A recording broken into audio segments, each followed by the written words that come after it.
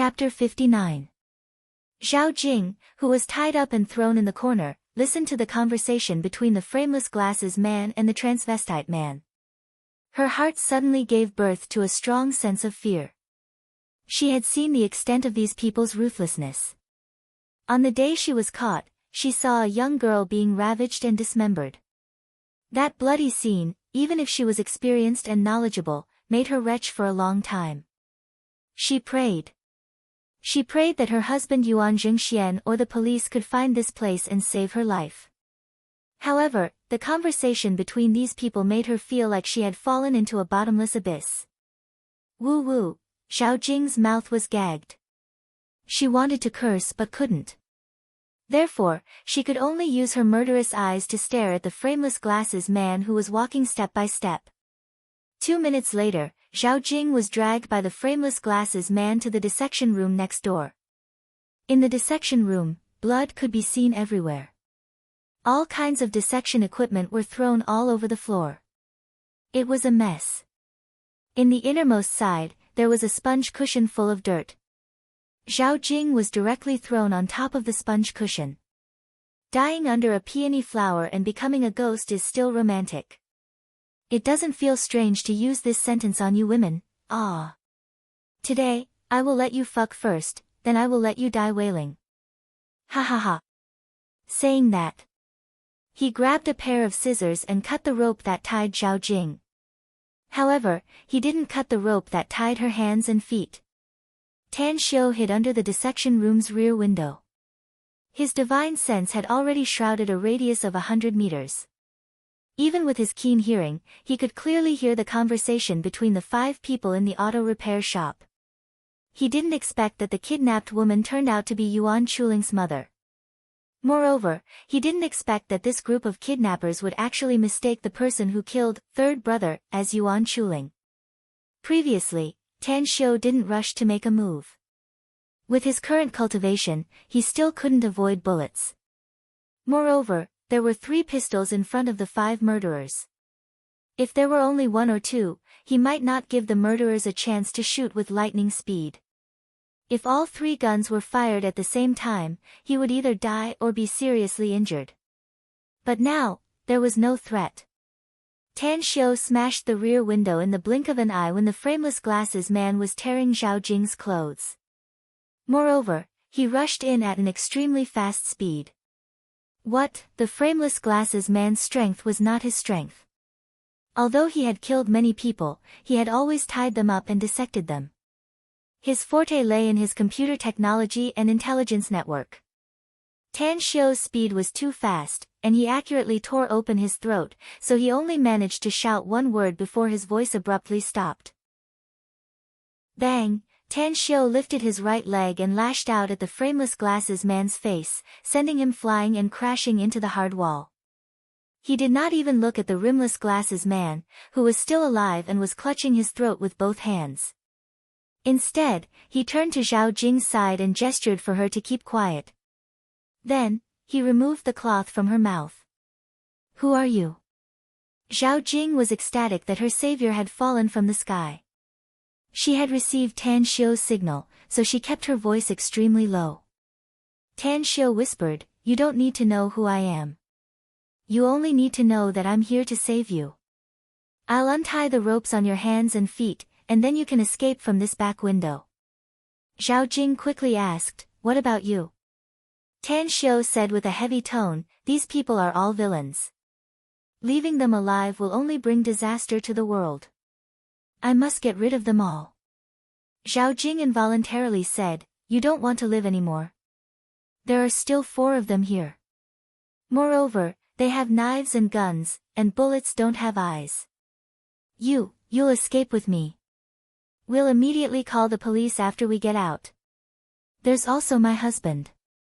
He has a lot of bodyguards. Weren't they divorced?" A surprised expression flashed in Tan Xiu's eyes. He shook his head and said, "I just eavesdropped on their conversation. I know that they have spies in the Public Security Bureau. Once we call the police, they will immediately receive the news and flee. Now is the best time to catch them in one fell swoop. I can't let them go." Don't worry. I can deal with these jumping clowns. Zhao Jing's complexion changed. She didn't expect that these kidnappers were so resourceful that they even had spies in the Public Security Bureau. Then, you be careful. After saying that, with Tan Xiu's help, she smoothly escaped from the back window. Inside the shack, the transvestite man, the one-eyed man, and the others were sitting comfortably, smoking and drinking. They had strange smiles on their faces as they glanced at the door leading to the dissecting room next door from time to time. Among them, the one who couldn't control his little brother the most was the sixth brother. Huh? How come there's no movement? Every time sixth brother tossed and turned, didn't he always make a big noise? The one-eyed man slowly realized that the situation was not right as he spoke with a surprised expression. The transvestite man said with a sinister smile, "Sixth brother's condition is probably not good. He'll be done in 2 or 3 seconds. If I were a woman, I would absolutely not look at sixth brother, that kind of embroidered pillow." A 3-second shot. The one-eyed man was naturally suspicious. His complexion turned solemn as he shook his head and said, "I don't think it's right. Fourth brother, come with me to take a look." The drunken man staggered and followed the one-eyed man as they walked to the dissecting room next door. Conveniently, he also grabbed the pistol on the table. Bang! The door was kicked open by the one-eyed man as the drunken man swaggered into the room. When his blurred vision fell on the body of the frameless glasses man, his pupils instantly shrunk and his body instantly tensed up. Puff! A sharp knife pierced the drunken man's heart without any symptoms. The tip of the knife stirred and instantly smashed his heart.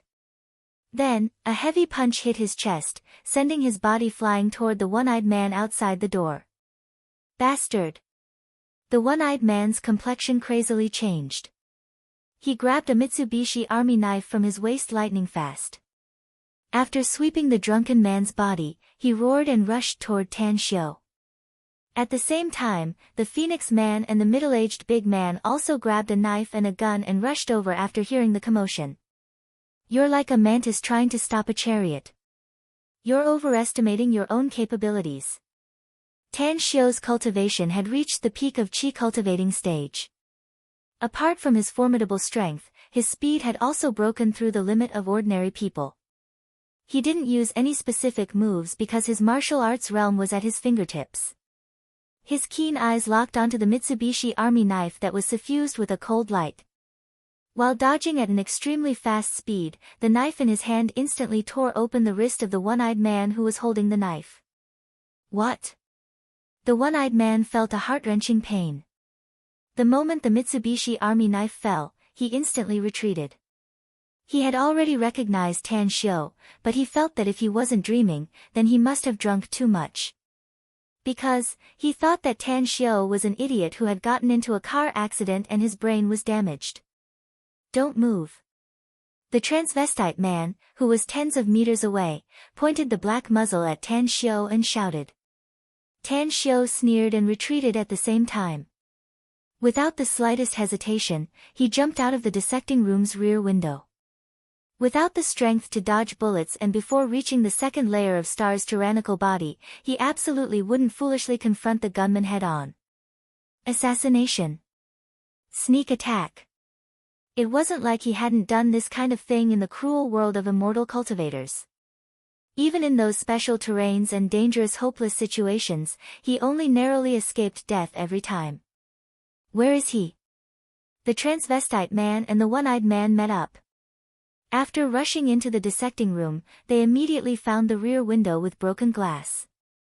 A murderous glint appeared on the one-eyed man's face as he said in a heavy tone, "No matter how much we calculated, we didn't expect him to be an expert. It seems that our previous information was wrong." The transvestite man looked at the corpses of his 2 brothers on the ground. Grief and anger made his face twist. He hatefully shouted, "One-eyed, was the person I just saw Tan Xiu? That bastard whom you think is an idiot? Is he the one who killed Old 5 and Old 6? The one-eyed man nodded and said, "That's right. He's the Tan Xiu we've investigated before." He regretted it. Now, his heart was full of regret. If there was a medicine for regret in this world, he would absolutely be willing to spend all his money to buy it. Because after taking the medicine for regret, he wouldn't ignore Tan Xiu. He wouldn't ignore that student whom he thought was an idiot. He's just an idiot. In his mind, he thought back to what he had said before. Invisibly, it was as if a pair of palms had ruthlessly slapped his face, making him ashamed and hating himself. The transvestite man shouted in a flustered and exasperated manner, "I warned you. But you all thought he was an idiot, a student without the strength to even truss a chicken. What about now? A fool can kill old 5 and old 6. Can he rescue that bitch Xiao Jing without anyone knowing?" His words made the one-eyed man even more remorseful. Looking at the corpses of his 2 brothers, his eyes turned red. He angrily rushed out of the door and sternly shouted, "Tan Xiu, if you're a man, then get the fuck out here for this father. My old man will definitely break your balls." However, apart from the empty echo, there was no sign of Tan Xiu. Although the transvestite man was furious, he didn't lose his reason. He was the most cautious and rational person among the group of brothers. Maintaining his vigilance, he followed at the one-eyed man's side and spoke with a sinking tone, "One-eyed, Tan Xiu is hiding in the dark while we're in the light. This situation is very disadvantageous for us. I think we should immediately retreat now. A gentleman's revenge is never too late even after 10 years. Even if we're not good people, we still have to plan our revenge." The one-eyed man grabbed his injured wrist with his other hand as he walked toward the middle of the shack and said, "What are you afraid of? We have guns in our hands now. If we don't fight to the death with that brat today, how can we have the face to retreat? We won't go. We 3 are afraid of him, an idiot. Why should we be afraid of him?" The strong man also shouted with an angry face. 2 idiots. The transvestite man cursed inwardly. He recalled the time when he was spying on Class 10 of Xingqing No. 1 High School. Tan Xiu looked at him from a kilometer away. Suddenly, his body felt a bit cold and his mood became heavier. If Tan Xiu had really seen him from a kilometer away, then he was definitely not a fool, but a terrifying monster instead. Fighting with such a monster would only be courting death. Just like his 3rd brother, old 5, and old 6. Chapter 60. The transvestite thought of retreating sprouted from the bottom of his heart.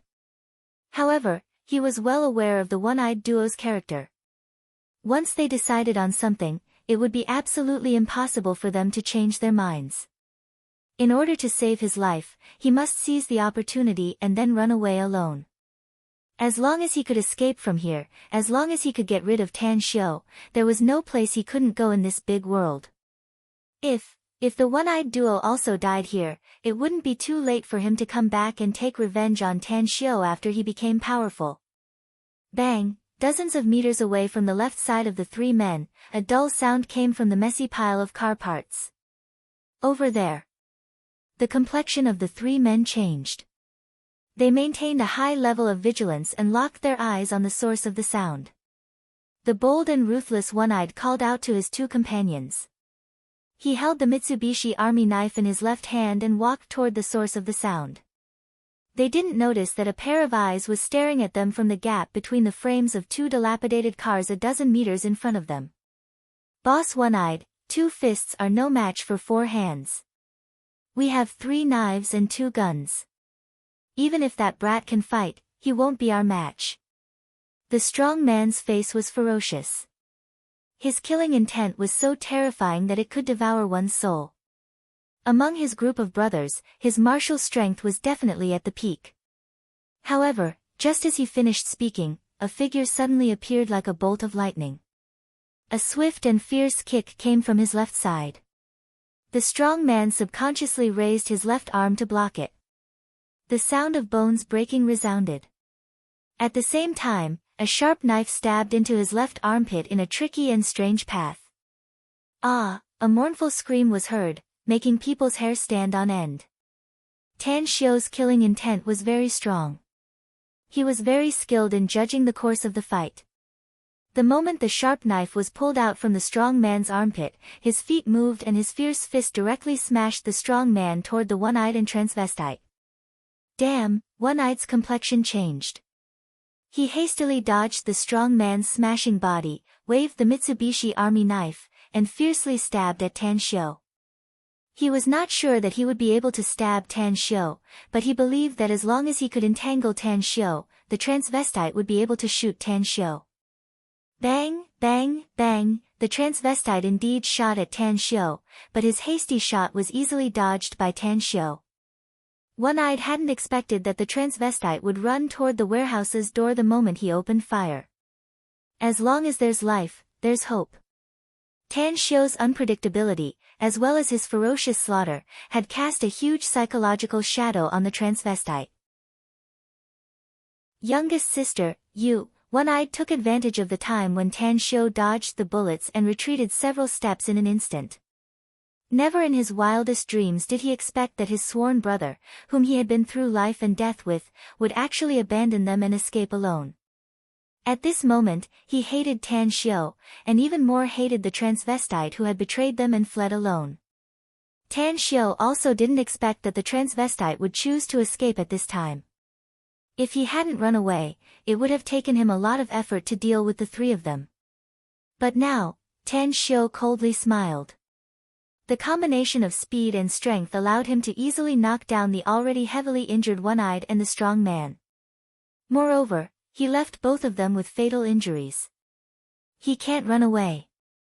Tan Shio kicked One-Eyed until he fainted, then rushed toward the direction in which the transvestite had fled. Within the range of his divine sense, the transvestite had only run 50 or 60 meters away. For him, this distance was too close. He sprinted and chased. During the chase, the distance between the two was getting closer and closer. The transvestite who was running in front turned his head in panic and found that Tan Shio's speed was extremely fast. He was suddenly overwhelmed with shock. At the same time, he secretly cursed One-Eyed and the strong man for being useless. They didn't even give him much time. Car! His eyes lit up and he suddenly rushed toward the nearby Volkswagen. After rushing inside the car at an extremely fast speed, he immediately started the car and locked the door from the inside. Bye-bye. The transvestite tilted his head and started the car while laughing at Tan Shio in a provocative manner. Humph! Tan Shio coldly snorted and the knife in his hand instantly flew out. With his 3,000 pounds of strength, the knife pierced through the driver's seat glass and accurately hit the transvestite's neck. Boom! The Volkswagen had already started, but after the transvestite was hit, the engine roared and crashed into another pickup truck. I told you, you can't escape.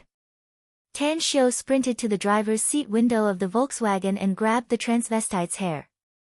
He forcefully pulled his head out of the window and then fiercely punched him in the head. After dealing with the transvestite, Tan Shio directly returned to the warehouse. Although he had dealt with these villains, he still needed to get some information from the one-eyed man and the strong man's mouth. Who was the mole of the Public Security Bureau? Don't struggle. Today is the day you die. The only difference is whether you die a happy death or suffer a torturous death.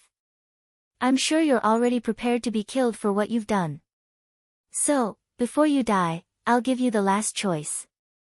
The strong man let out a bitter smile. He looked at the wound on his body and sneered, suffer a torturous death. My injury is fatal. Even if you want to, cough, cough. You can't even stall for time.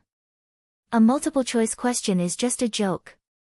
Tan Shio slightly squinted his eyes as his finger instantly touched an acupoint near the strong man's wound. What?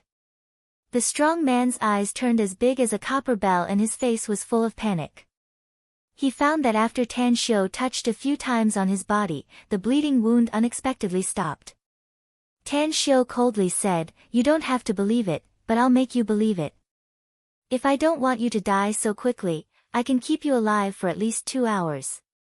In 2 hours, I can dissect you bit by bit. I can still keep you conscious and watch the flesh and blood on your body diminish."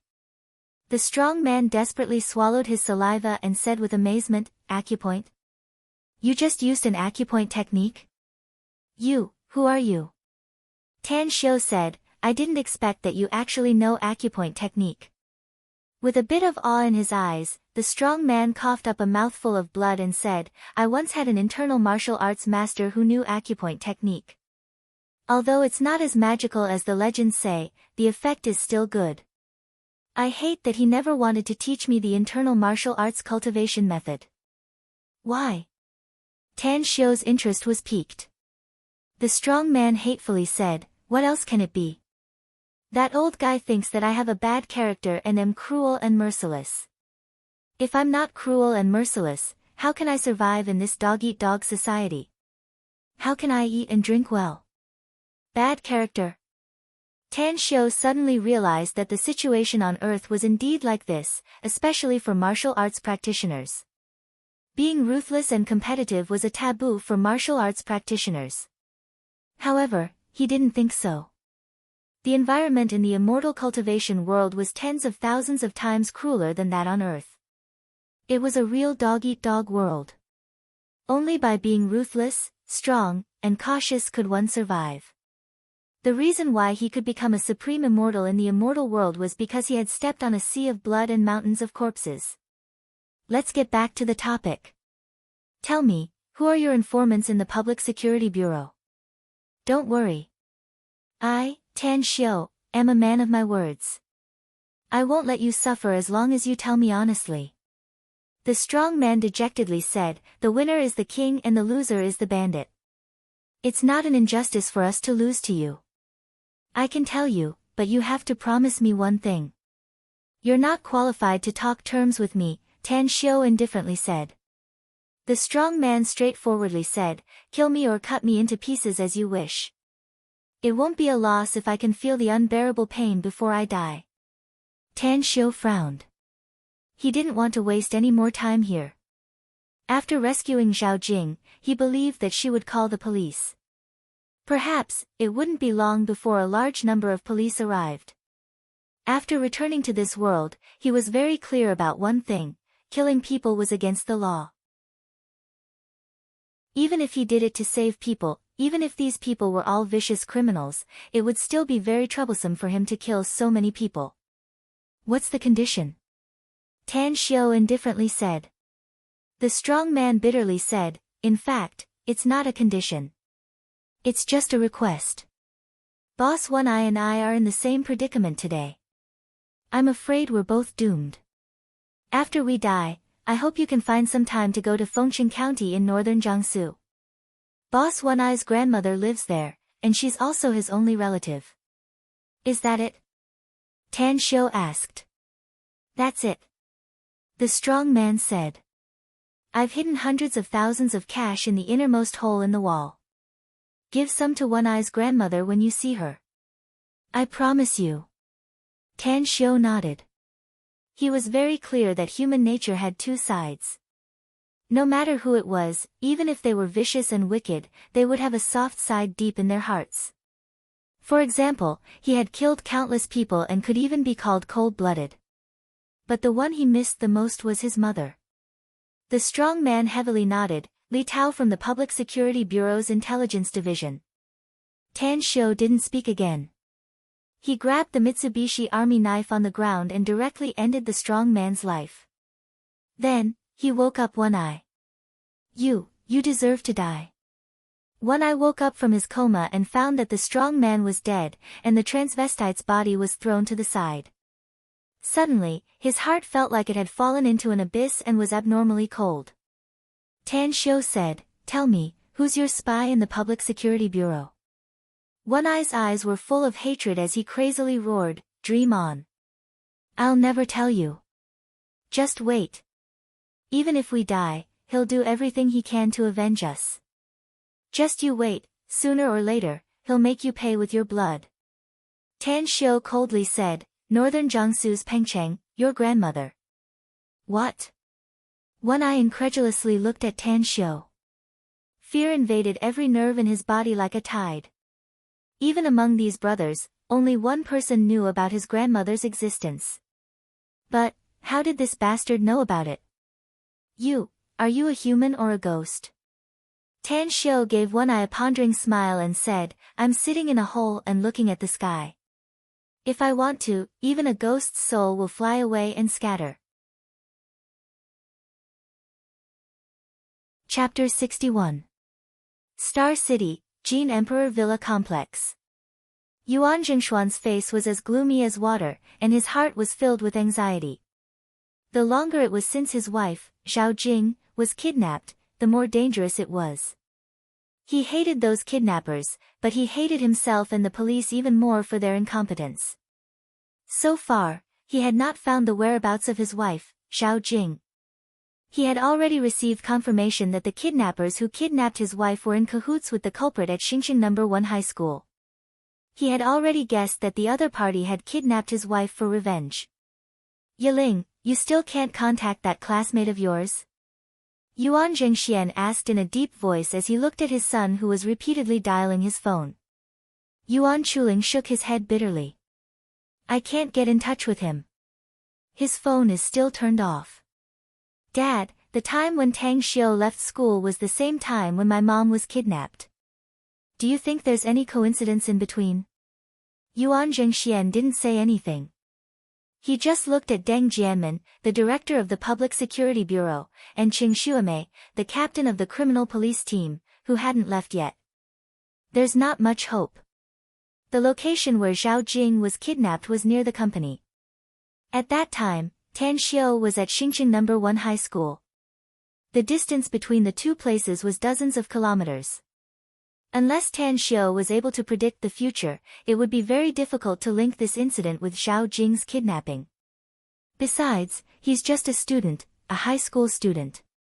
Deng Jianmen said in a low voice. But Tan Xiu is also missing, said Yuan Jingxian. Haven't the police been looking for him for 2 or 3 days? We haven't found it yet. Qing Xuemei said, it's really strange. We've sent someone to his house to investigate. He hasn't come home. Even his mother doesn't know where he is. Ring, ring, ring, Yuan Jingshuan's cell phone suddenly rang. Yuan Jingshuan's expression changed. He rushed to the coffee table and grabbed his phone. When he saw an unfamiliar number, he frowned. Answer it. Deng Jianmen quickly came over. Yuan Jingxian pressed the answer button and turned on the loudspeaker mode, saying in a deep voice, I'm Yuan Jingxian. Who are you? Hubby, it's me. I'm Zhao Jing. Yuan Jingshuan's pupils instantly contracted as he hurriedly shouted, What? Jing-er. You're Jing-er. Where are you?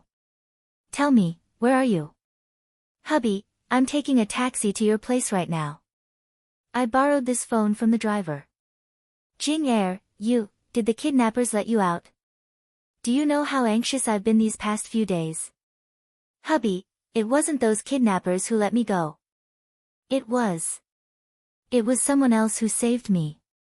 By the way, quickly send someone to the abandoned auto repair shop on Deep Red Road in the peaceful Serene district.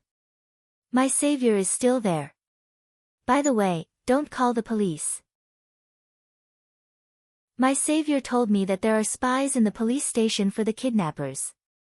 Deng Jianmen and Qing Xuemei held their breaths, their eyes filled with disbelief. Are there informants for the kidnappers in the police station? How was this possible? Suddenly, the two of them realized that during this period of time when they were chasing these murderers who sold human organs, these murderers always seemed to be able to get the news in advance and escape before the police arrived. Could it be? Is there really a traitor in the police station? Yuan Jingxian angrily glared at Deng Jianmen and Qing Xuemei as he said in a deep voice, I'll immediately notify the people to rush to the auto repair shop. Where is the taxi you took now? Tell me the license plate number, I'll send someone. No, I'll personally rush there to meet you. Alright, the call ended. Yuan Jingxian angrily said, you police officers are really good. You even have a traitor among your people. It's a very good continental version of infernal affairs. You've also heard my wife's words. I don't want your people to follow her. I'll send someone to deal with the auto repair shop. No way. Deng Jianmin's face turned pale, but he still spoke in a tough tone. Qing Xuemei hesitated for a moment. Seeing that Yuan Jingxian was about to explode, she quickly said, Mr. Yuan, since the auto repair shop is in a critical situation, I think the police should go there to support them.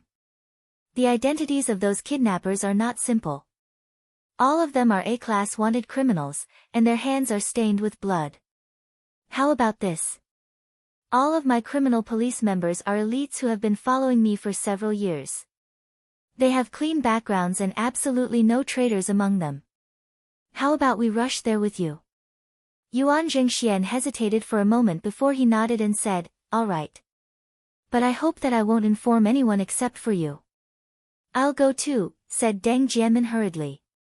In the abandoned auto repair shop on Deep Red Cloud Street in the peaceful Serene district. Tan Xiu looked at the ashen face of the one-eyed man and coldly said, I've given you the chance. Tell me, else you'll know the consequences. The one-eyed man fell into silence. He didn't want to betray his brother. He was still looking forward to his brother to help him take revenge. However, he was perfectly aware of how ruthless this young man was. If he didn't tell him, he was afraid that this young man would really harm his grandmother. He was raised by his grandmother since he was a child, and the person he cared about the most in his heart was her. What should I do? The one-eyed man's heart was in turmoil as he fell into deep hesitation. I'll count down from 3. If you haven't answered my question, then you don't need to. I'll make the choice for you. Of course, I can tell you that your companion has already told me who your spy is in the police station. I just want to confirm it. Tan Xiu's voice was like a heavy hammer. Each of his words heavily hit the one-eyed man's heart. 3, 2, 1, I'll tell you. The one-eyed man felt a stabbing pain in his heart. But at the last moment, he still chose to protect his grandmother. Speak. Tan Xiu coldly said. Who is it? The one-eyed man gritted his teeth and said, Li Tao, the deputy chief of the Public Security Bureau's Intelligence Division. Sure enough, it's him. Tan Xiu sneered. The Mitsubishi Army knife tore the one-eyed man's throat and pierced his heart. After killing the one-eyed man, he followed the instructions of the strong man and found a bundle of cash in a plastic bag in the innermost hole in the wall. Then, he left the place. In fact, if these criminals weren't a threat to him, he wouldn't have bothered to deal with them. Of course, after knowing that Yuan Chuling's mother was kidnapped, he would have acted even more. However, the most important thing for him now was to make money. He needed to cultivate, and cultivation required a lot of medicinal herbs and precious ores. Only by making a lot of money would he be able to buy these necessities and be able to cultivate without any hindrance. He had already planned out a plan to make money. Now, he just lacked a professional manager to help him manage his business. However, he entrusted the matter of looking for a professional manager to Long Zhengyu. Calculating the time, Long Zhengyu should have already found a suitable professional manager for him. Half an hour later. Tan Xiu threw his bloody coat into the river and watched it wash away. He didn't go back to the campus but went straight back to his villa in Southgate Town. Huh? As Tan Xiu entered the villa's hall, he found that there was some dust in the house. At this time, he remembered that before this villa was handed over to him, the property management had always sent people to clean it. However, since he became the owner of this villa, the property management had no obligation to send people to clean it. Such a big house, even if I want to find a housekeeper, I'm afraid it won't be enough, right? Do I have to be like those characters in the TV series, looking for a professional housekeeper? Should I let the housekeeper arrange the cleaning of this villa? Tan Xiu shook his head with a wry smile. He wasn't so extravagant that he could hire a housekeeper. He went straight upstairs and took a bath. Long Zhengyu had sent people to fill the wardrobe with clothes in advance, so he picked out a clean casual wear and put it on. The villa's master bedroom was on the second floor. The entire master bedroom had an area of hundreds of square meters, and the decoration had reached an outrageous level of luxury. Tan Xiu hadn't had a good rest these past few days, so he was ready to take a break. By the way, he would contact Long Zhengyu and ask him about the arrangement of the professional manager. Thinking of contacting Long Zhengyu, he remembered that his mobile phone had long been turned off. He took out his mobile phone and turned it on. But before he dialed Long Zhengyu's number, a series of missed calls and text messages rang non-stop. Tan Xiu recalled that there were a lot of missed calls when he was cultivating last time. He didn't expect that after such a long time, this kind of situation would appear again. He looked at all the missed calls and revealed a helpless expression.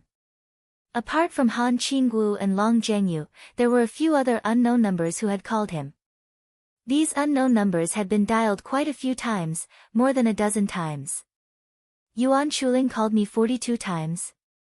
It seems like he knows that his mother has been kidnapped. Perhaps he also guessed that my absence from school for 2 to 3 days has something to do with his mother's disappearance. Tan Xiu thought about it and decided not to contact Yuan Chuling for the time being. Anyway, he had already rescued his mother, so there shouldn't be any more accidents. As for Han Qingguo, he had used her, so she might be angry and wanted to give him a good scolding. He didn't have to contact her for the time being. Half a minute later, Tan Xiu dialed Long Zhengyu's number. Brother Long, I'm Tan Xiu. I've troubled you to help me find a professional manager. How's it going? Brother Tang, you've finally taken the initiative to contact me. I've called you a few times, but your phone is turned off. The professional manager is a bit special. Can we meet and talk about it? Long Zhengyu's tone was a bit excited, as if he had encountered a good thing. Special?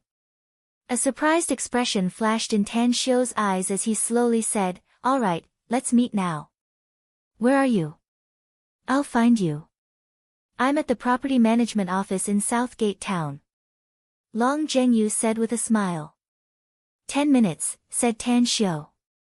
After hanging up the phone, Tan Xiu hesitated for a moment before he dialed another number. It was an unfamiliar number, but it was the one that had called him the most. Hello. Are you Tan Xiu? The call was connected. Before Tan Xiu could speak, a hurried female voice came from the other side. It's me. Who are you? Chapter 62. In this materialistic era, the music composed by power and money resounded in everyone's heart. It seemed that everyone was equal, but when one reached a certain level, one would understand one thing: in this world, there was a hierarchy. Although Gu Yuetao was not at the top of the food chain, but as the only son of the first secretary of the municipal government, how could he not understand this truth? With a bit of probing, he asked in a low voice, "Young Master Long values a friend, so he must be a big shot. Wait for young Master Long to introduce one or two." Long Zhengyu nodded his head in affirmation. Gu Yuetao's conduct was as clear as a mirror in his heart. Relying on his good reincarnation skills, Gu Yuetao could be said to be arrogant and despotic in Star City. In recent years alone, the number of bad things he had done was hard to count. If it wasn't for his father cleaning up his mess, he would have spent the rest of his life in prison. Coming 7 to 8 minutes later, Long Zhengyu was happy and immediately got up to greet Tan Xiu, who was coming from afar. Big brother Long. Tan Xiu found it a bit funny inside. He was already more than 10,000 years old, yet now he was reduced to calling a 20-year-old brat brother. Long Zhengyu said with a smile, "Brother Tang, wanting to see you is harder than ascending to the heavens. Even Zheng Lin called you many times, but no one picked up." With a bit of apology, Tan Xiu said, "I'm sorry, I don't have the habit of using a mobile phone. I didn't find it because there was no electricity." Who is this?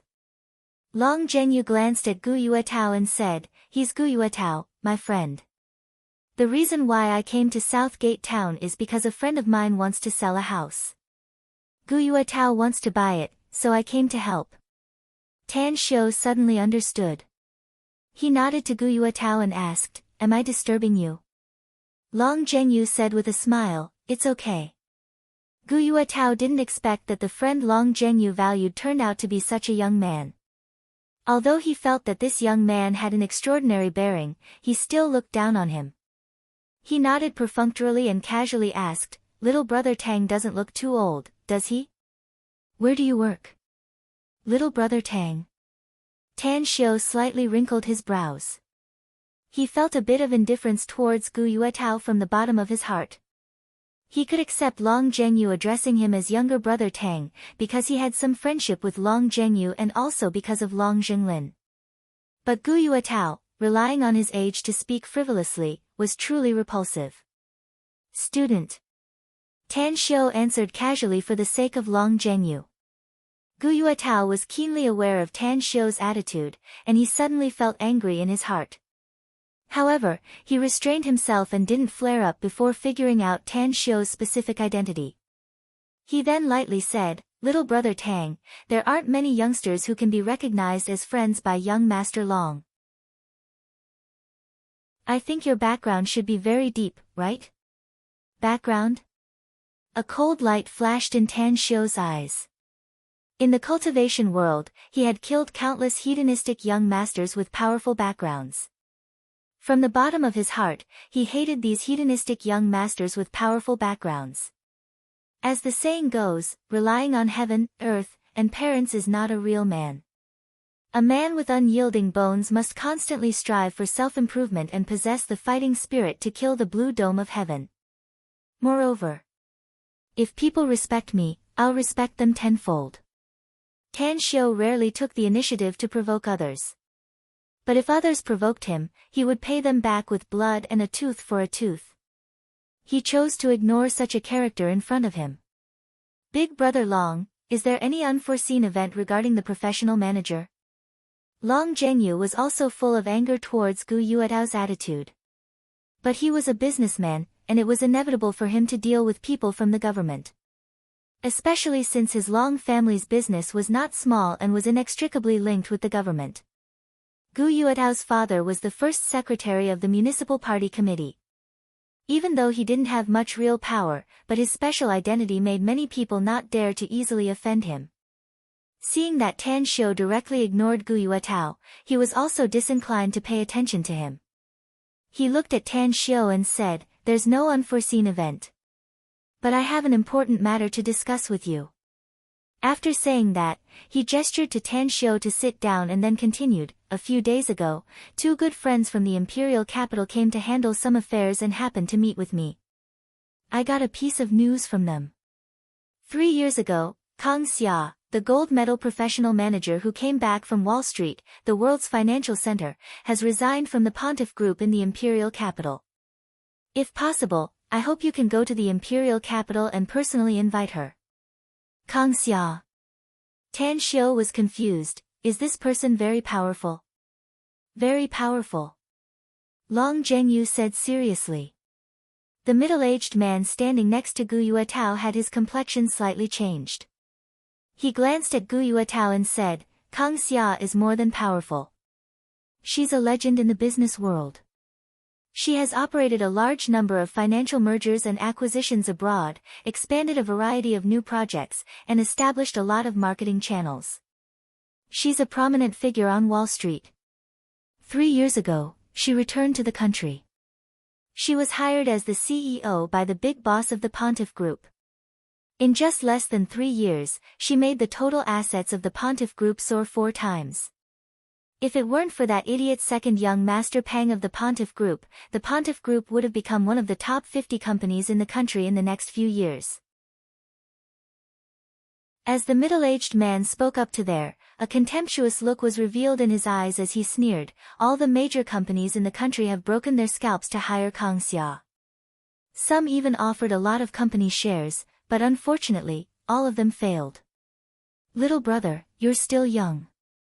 I think that Kang Xia, who has eyes on the top of her head, won't even pay attention to you." Tan Xiu was silent for a few seconds. He then looked at Long Zhengyu and said, "Give me her contact information." "All right." A strange expression appeared in Long Zhengyu's eyes. After experiencing the last gambling incident, he had an inexplicable sense of trust in Tan Xiu. In his view, Others might not have the slightest chance, but Tan Xiu might really give him an unexpected surprise. After giving Kang Xia's cell number to Tan Xiu, Long Zhenyu suddenly said, "Brother Tang, about the new company you've set up, can you let me buy some shares? I'll give you 20 million yuan. You can give me the shares as you see fit." Buying shares? Tan Xiu's brows slightly furrowed. Long Zhenyu quickly said, "If you think the money is too little, I'll add more. Brother Tang, you haven't run a company before, so you may not understand a lot of things. If you want to do business, there are bound to be various issues that need to be solved. My Long family has been operating in Star City for many years.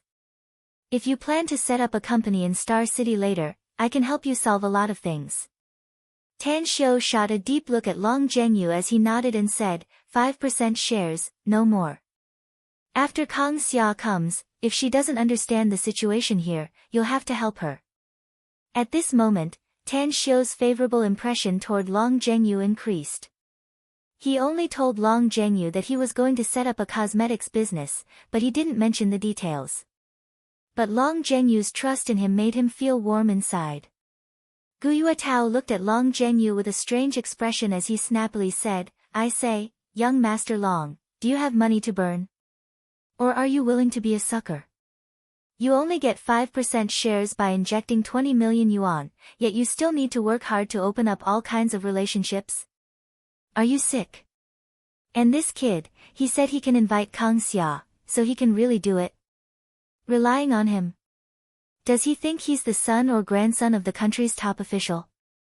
Long Zhenyu's expression turned cold as he said with dissatisfaction, "Whether I'm sick or not, you'll know later."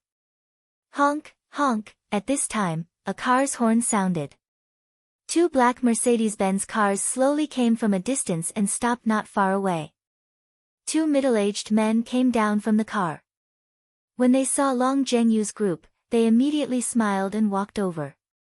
"Dad, how come you're here?" Long Zhenyu greeted and asked with a curious face.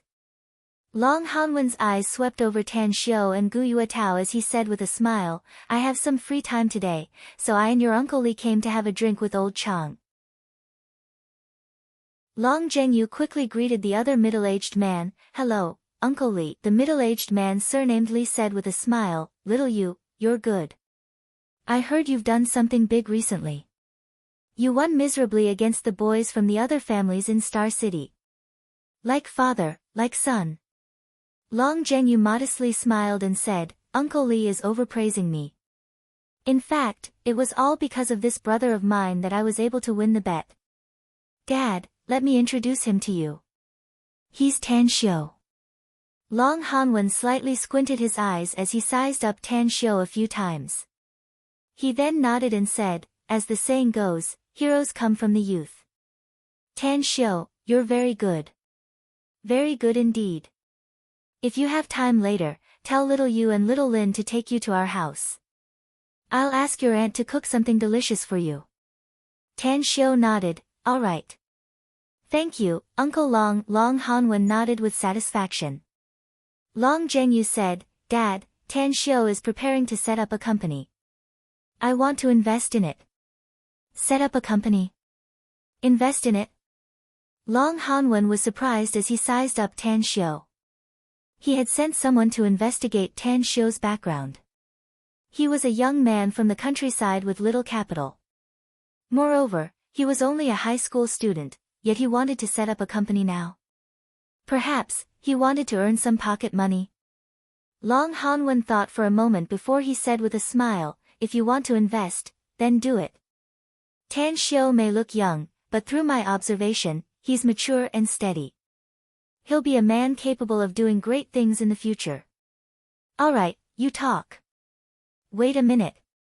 Tan Xiu and Long Hanwen had a simple contact, and he had a bit of acknowledgement toward the latter. As the saying goes, the father is a hero, and the son is a hero. Long Zhenyu was very outstanding, and his father must be good as well. Long Hanwen's friend might be able to help him. Moreover, he could also accomplish his own purpose. Long Hanwen asked with a puzzled expression, "Is there something else?" Tan Xiu gently nodded. His eyes then fell on the middle-aged man surnamed Chen. He had just discovered that there was something wrong with this middle-aged man surnamed Chen's body. Now that he carefully observed him, he was even more sure of his guess. Stretch out your wrist. The middle-aged man surnamed Chen was like a monk scratching his head. He looked at Long Hanwen and Long Zhengyu. Although he didn't know what Tan Xiu wanted to do, he still stretched out his left hand. Under the puzzled eyes of the others, Tan Xiu put his hand on the middle-aged man surnamed Chen's pulse. 10 seconds later, his finger directly pressed on the middle-aged man surnamed Chen's Tanzhong acupoint and said with a deep voice, "Breathe hard." Chapter 63. The Endless Virtue Pharmaceutical was one of the largest companies in Star City, mainly engaged in the pharmaceutical business. Its scale was one of the best in the pharmaceutical business field in the country. Chen Zhizhong was the big boss of the Endless Virtue Pharmaceutical with billions of assets and an illustrious status. He looked at Tan Xiu in front of him as a strange thought arose in his mind. This young man is checking my pulse. Is he a Chinese medicine doctor? Also, did he find out that I have internal injuries? That's impossible. Aside from my wife, there's no third person who knows about my injuries. It's absolutely impossible for him to know about it. Chen Zhizhong secretly shook his head and threw away the absurd thought in his mind. However, looking at Long Hanwen's face, he still followed Tan Xiu's request and took a deep breath. Hiss, a heart-wrenching and lung-splitting pain came from his chest. This kind of pain made Chen Zhizhong's vision turn black and he almost fainted. At the same time, he could clearly feel a burning sensation coming from his internal organs. Tan Xiu loosened his hand and said with a dignified expression, "Your internal injuries are very serious. The person who attacked you didn't have enough strength. Otherwise, your injuries wouldn't be so simple, but your internal organs would have been shattered. I'm very curious, with such a serious internal injury, why are you still walking around?" At the side, since the arrival of Long Hanwen and Chen Zhizhong, Gu Yuetao hadn't interjected.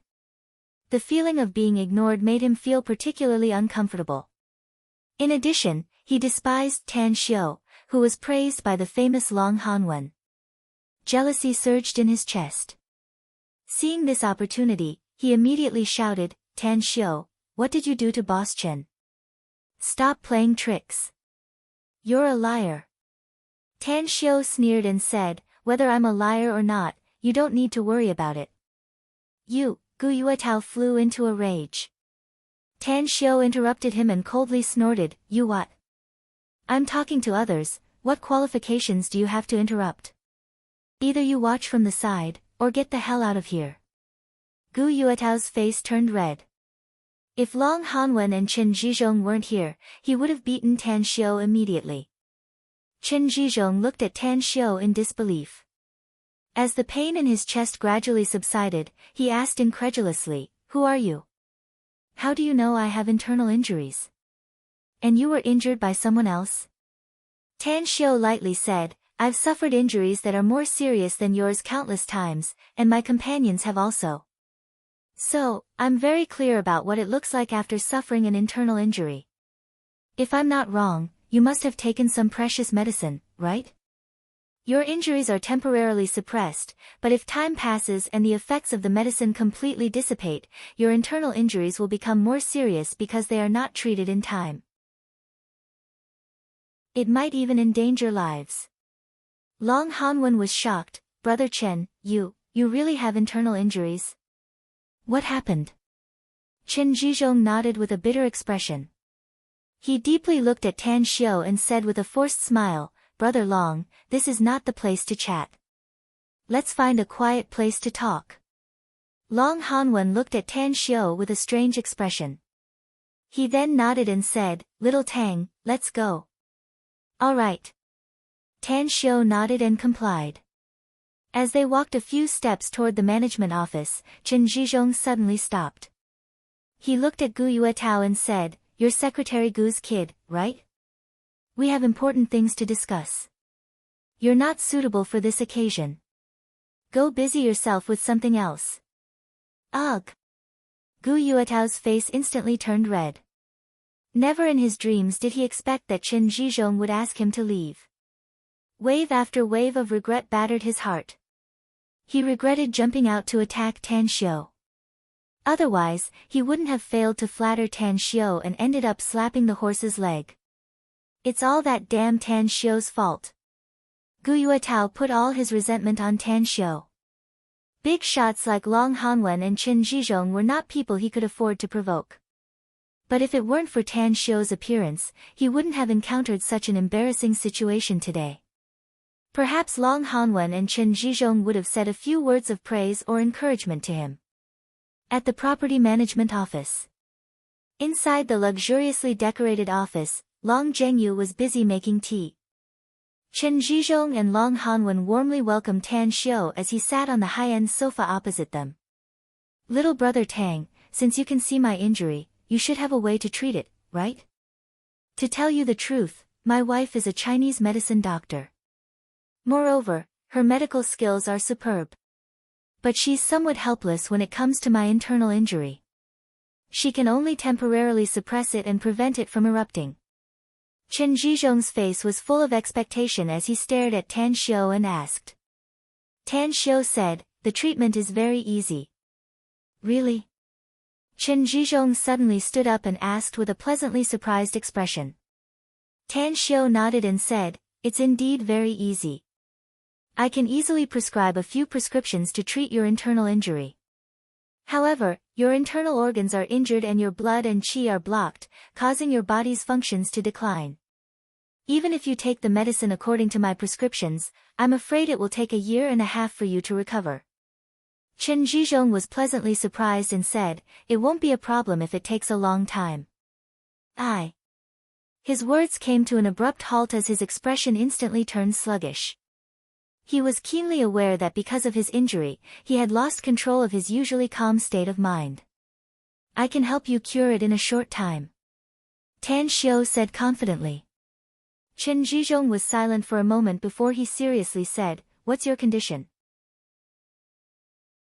Tan Xiu said, do me a favor. Chen Zhizhong said, please say it. As long as I can do it, I'll never refuse. Tan Xiu calmly said, it's actually very simple. I need you to help me tell a lie at some special time. Tell me that you've been a guest at my place in South Gate Town for 2 or 3 days. Prove that I've been at my house in South Gate Town for the past few days. Chen Zhizhong was surprised and said, is that it? Yes. Tan Xiu nodded and said. Chen Zhizhong heavily nodded and said, I promise. But, can I ask who you want to lie to? Tan Xiu indifferently said, the police. Chen Zhizhong's heart was shaken. A thoughtful look flashed in his eyes, but he didn't ask further. Long Hanwen quietly listened to their conversation. Seeing that they had reached an agreement, he immediately looked at Long Zhengyu and said in a deep voice, little you, go to the villa complex's monitoring room. Delete all the surveillance videos of the past few days.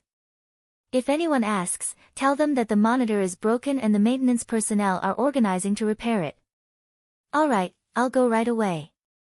Long Zhengyu glanced at Tan Xiu and strode out of the room. Tan Xiu's eyes followed Long Zhengyu as he left. He then nodded and thanked him, I can't thank you enough. Uncle Long, if there's anything you need me to do in the future, just let me know. Long Hanwen nodded with satisfaction. However, a strange feeling emerged in his heart. Today was the first time he saw Tan Xiu. Although his 2 sons had praised Tan Xiu in front of him, he didn't believe it. After all, how much weight could a high school student have, even if he was very powerful? However, seeing was believing. Today, he unexpectedly saw Tan Xiu. Although Tan Xiu didn't speak much, but whether it was his words or his various performances, he didn't show the calmness and bearing that a high school student should have. He even faintly felt a kind of oppressive feeling from Tan Xiu. This kind of feeling was inexplicable, just like the reflection of the moon in the water. It made him vigilant and depressed. 18 years ago. Long Hanwen once met a person who looked ordinary, but he gave off a dangerous feeling like a dormant ferocious beast. Later on, he inquired and learned that the person used to be a soldier. Coincidentally, that person was also surnamed Tang. After sizing up Tan Xiao a few times, Long Hanwen quietly suppressed that special feeling. He turned to look at Chen Zhizhong and said, "Brother Chen, little Tang just said that you were injured by someone. What's going on? Who dares to fight with you?" Chen Zhizhong looked at Tan Xiao and then said with a wry smile, "Brother Long, you only know that I'm a businessman, but you don't know my other identity. A martial artist. I'm a martial artist with an ancient martial art heritage. Very few ordinary people can come in contact with our circle." Tan Xiao suddenly said, "Your cultivation is very low. Although you're a bit stronger than me, but it's very easy for a real martial arts expert to bully you." Chen Zhizhong was shocked, "You're also a cultivator?" Tan Xiao was in contact with the martial artists of today's society for the first time. He intended to understand the situation of martial artists in today's society from Chen Zhizhong's mouth, so he didn't conceal anything. "I'm indeed a cultivator, but my cultivation is different from yours. To be honest, I don't know much about the current cultivator community. Can you talk about it?" Chen Zhizhong said, "Actually, I don't know much about it. Some martial arts heritage are passed down by families, and some are passed down by sections. I know a few martial arts heritage martial artists, and some of them have reached the grandmaster level. Their bodies are as light as a swallow, and it's not a problem for them to hit a bull across a mountain." A disappointed feeling emerged in Tan Xiao's heart. What he needed to know was not about the martial arts circle, but the cultivation circle. The martial arts grandmaster that Chen Zhizhong spoke of was tantamount to a child playing house for cultivators. A cultivator with a bit of strength could easily obliterate a so-called martial arts grandmaster. Subsequently, from Chen Zhizhong's mouth, Tan Xiao and Long Hanwen learned that the one who injured him was a martial arts expert. The reason was that Chen Zhizhong and the other party fancied a precious medicinal herb in the Star City medicinal herbs market. As a result, Chen Zhizhong finally obtained that precious medicinal herb after a financial struggle. But the other party, seeing that he couldn't compete with Chen Zhizhong in terms of financial resources, secretly robbed him. In the end, although Chen Zhizhong was able to kill the other party, he was also seriously injured. "Well, I have other things to do later. I'll treat your injury now. Uncle Long, I'll have to trouble you to help guard here and don't let anyone disturb us." Long Hanwen said, "Saving a person is like fighting a fire. It's best to treat him now. You can rest assured that I'll immediately arrange some people to guard the door. I won't let anyone disturb you." Tan Xiao nodded with satisfaction. He then ordered Chen Zhizhong to take off his clothes, leaving only his underpants. He ignored the awkward expression on Chen Zhizhong's face as he fiercely punched his abdomen. Puff. Chapter 64. Chen Zhizhong's pupils shrunk and his eyes widened. The sharp pain made him blacked out and he almost fainted on the ground. He was confused and didn't understand. Tan Xiao said that he wanted to help heal him, but why did he attack him? Moreover, his strength was so strong that he almost fainted.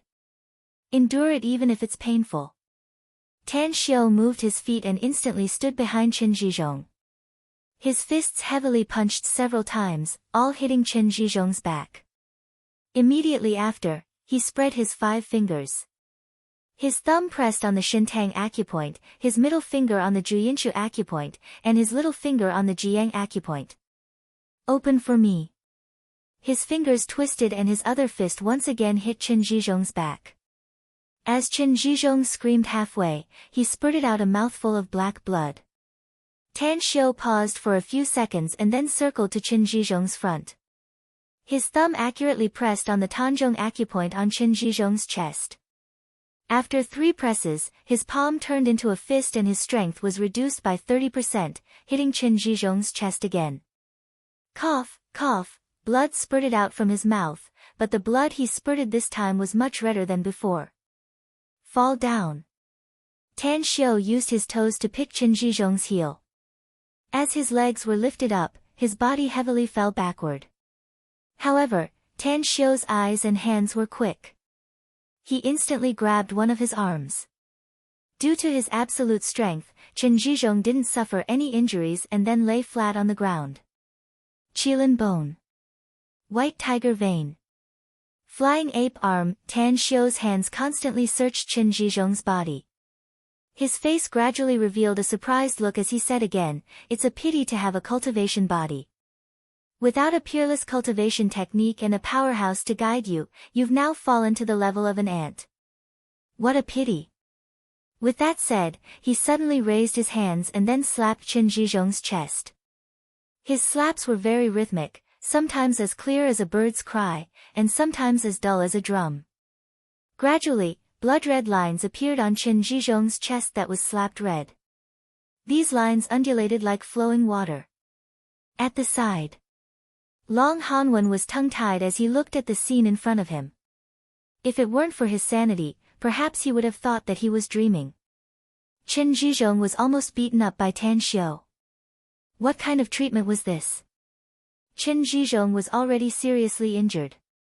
If he continued to fight like this, would he be beaten to death? He wanted to stop her, but when he thought of Tan Xiu's words, he could only bury his worry deep in his heart. Time ticked by. 10 minutes later, Cheng Xuemei appeared outside the door. At this moment, Tang Xuemei's complexion was ice cold. She looked at the 4 tall and straight security guards in front of her and spoke in a deep voice, "I'm Cheng Xuemei from the City Criminal Police Unit. Due to the needs of the case, I want to find Tan Xiu to understand the situation. As far as I know, Tan Xiu should be in this house. Please move aside. Sorry, we received orders from the boss that no one is allowed to enter." Cheng Xuemei angrily said, "It's every citizen's duty to cooperate with the police to investigate the case. I don't care who your boss is, but please move aside. Otherwise, you will be obstructing the police from handling the case and will be punished by the law." "I'm sorry." The ice-cold voice was the response to her. "What's going on?" Long Zhengyu arrived in time. He looked at Cheng Xuemei and the other 2 criminal police unit members before he turned to look at the security guards and asked. Cheng Xuemei said, "Are you Long Zhengyu? Do you know me?" Long Zhengyu was surprised. Cheng Xuemei lightly said, "You're a famous star entrepreneur in Star City, the successor of the new generation of business. You've appeared in many financial magazines. How could I not know you? I'm Cheng Xuemei from the City Criminal Police Unit. I'm looking for Tan Xiu to understand something. I'll have to trouble you to ask them to move aside." Long Zhengyu forced a smile and said, "Captain Cheng, is it? I'm really sorry, but Tan Xiu is currently inconvenient to meet guests. If it's possible, I hope you can wait for a moment. I'll go inside and inform him." "What?" Cheng Xuemei was stunned. Never in her dreams did she think that she would need someone to inform Tan Xiu if she wanted to see him. And this person turned out to be the famous Long family's young master in Star City. Could it be, was there really a loophole in the previous investigation on Tan Xiu? Could it be that his identity was more powerful than Long Zhengyu's? He even let Long Zhengyu stand guard at his door. Long Zhengyu pushed the door and entered. But a moment later, he turned around and walked out. What happened? Cheng Xuemei frowned and asked. Long Zhengyu said, "It's really inconvenient for Tan Xiu to meet guests now. Please wait for a moment." Inside the room, after the last slap, Tan Xiu's finger pressed on Chen Zhizhong's Tianshu acupoint. After waiting for a few seconds, he loosened his finger and heaved a deep sigh of relief. "How do you feel?" Tan Xiu looked at Chen Zhizhong, whose body was twitching but had not fainted. Chen Zhizhong opened his mouth, but his voice seemed to be blocked in his throat. His body twitched even more violently. His skin looked as though it had just been boiled as it turned red. Soon, traces of grayish-black impurities were discharged from every pore of his body at a speed visible to the naked eye. He struggled to sit up and immediately sat cross-legged, slowly closing his eyes.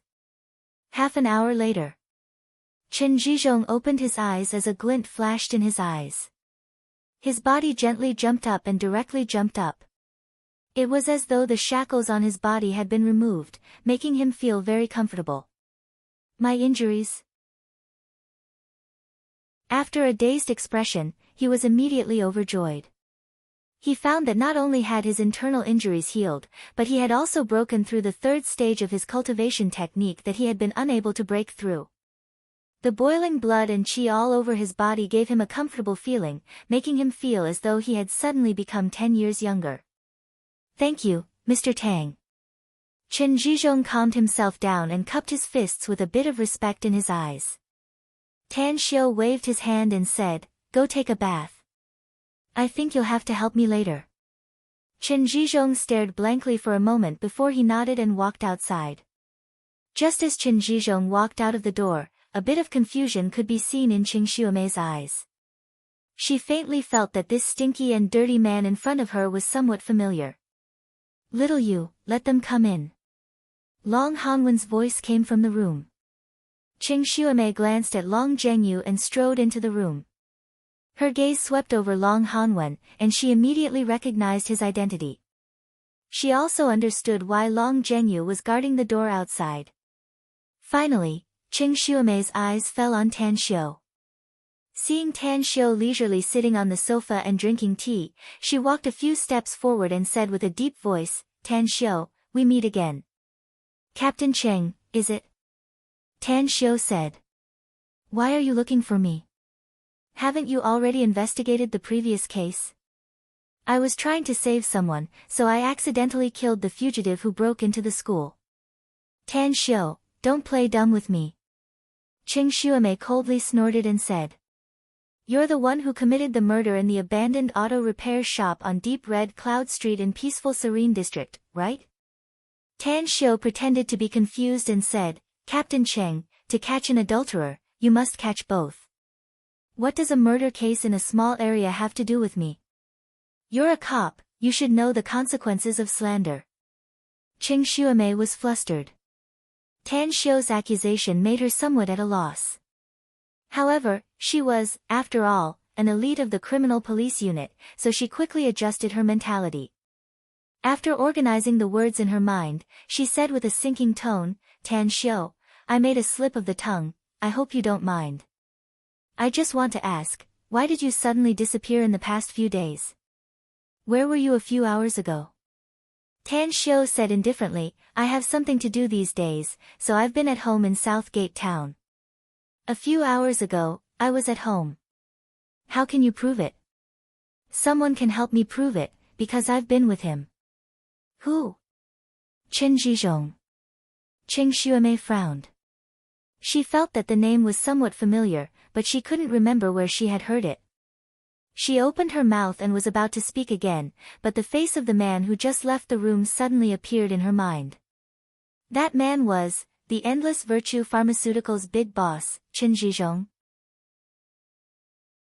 10 minutes later, Chen Zhizhong took a shower and returned to his room with a clean set of clothes he got from God knows where. Boss Chen, can you prove that Tan Xiu was with you in the past 3 or 4 hours? Qing Xuemei asked. Chen Zhizhong said with a smile, yeah. Tang Bingyao was indeed with me. Speaking of which, he's really amazing. I have a problem with my body, and he can help me treat it.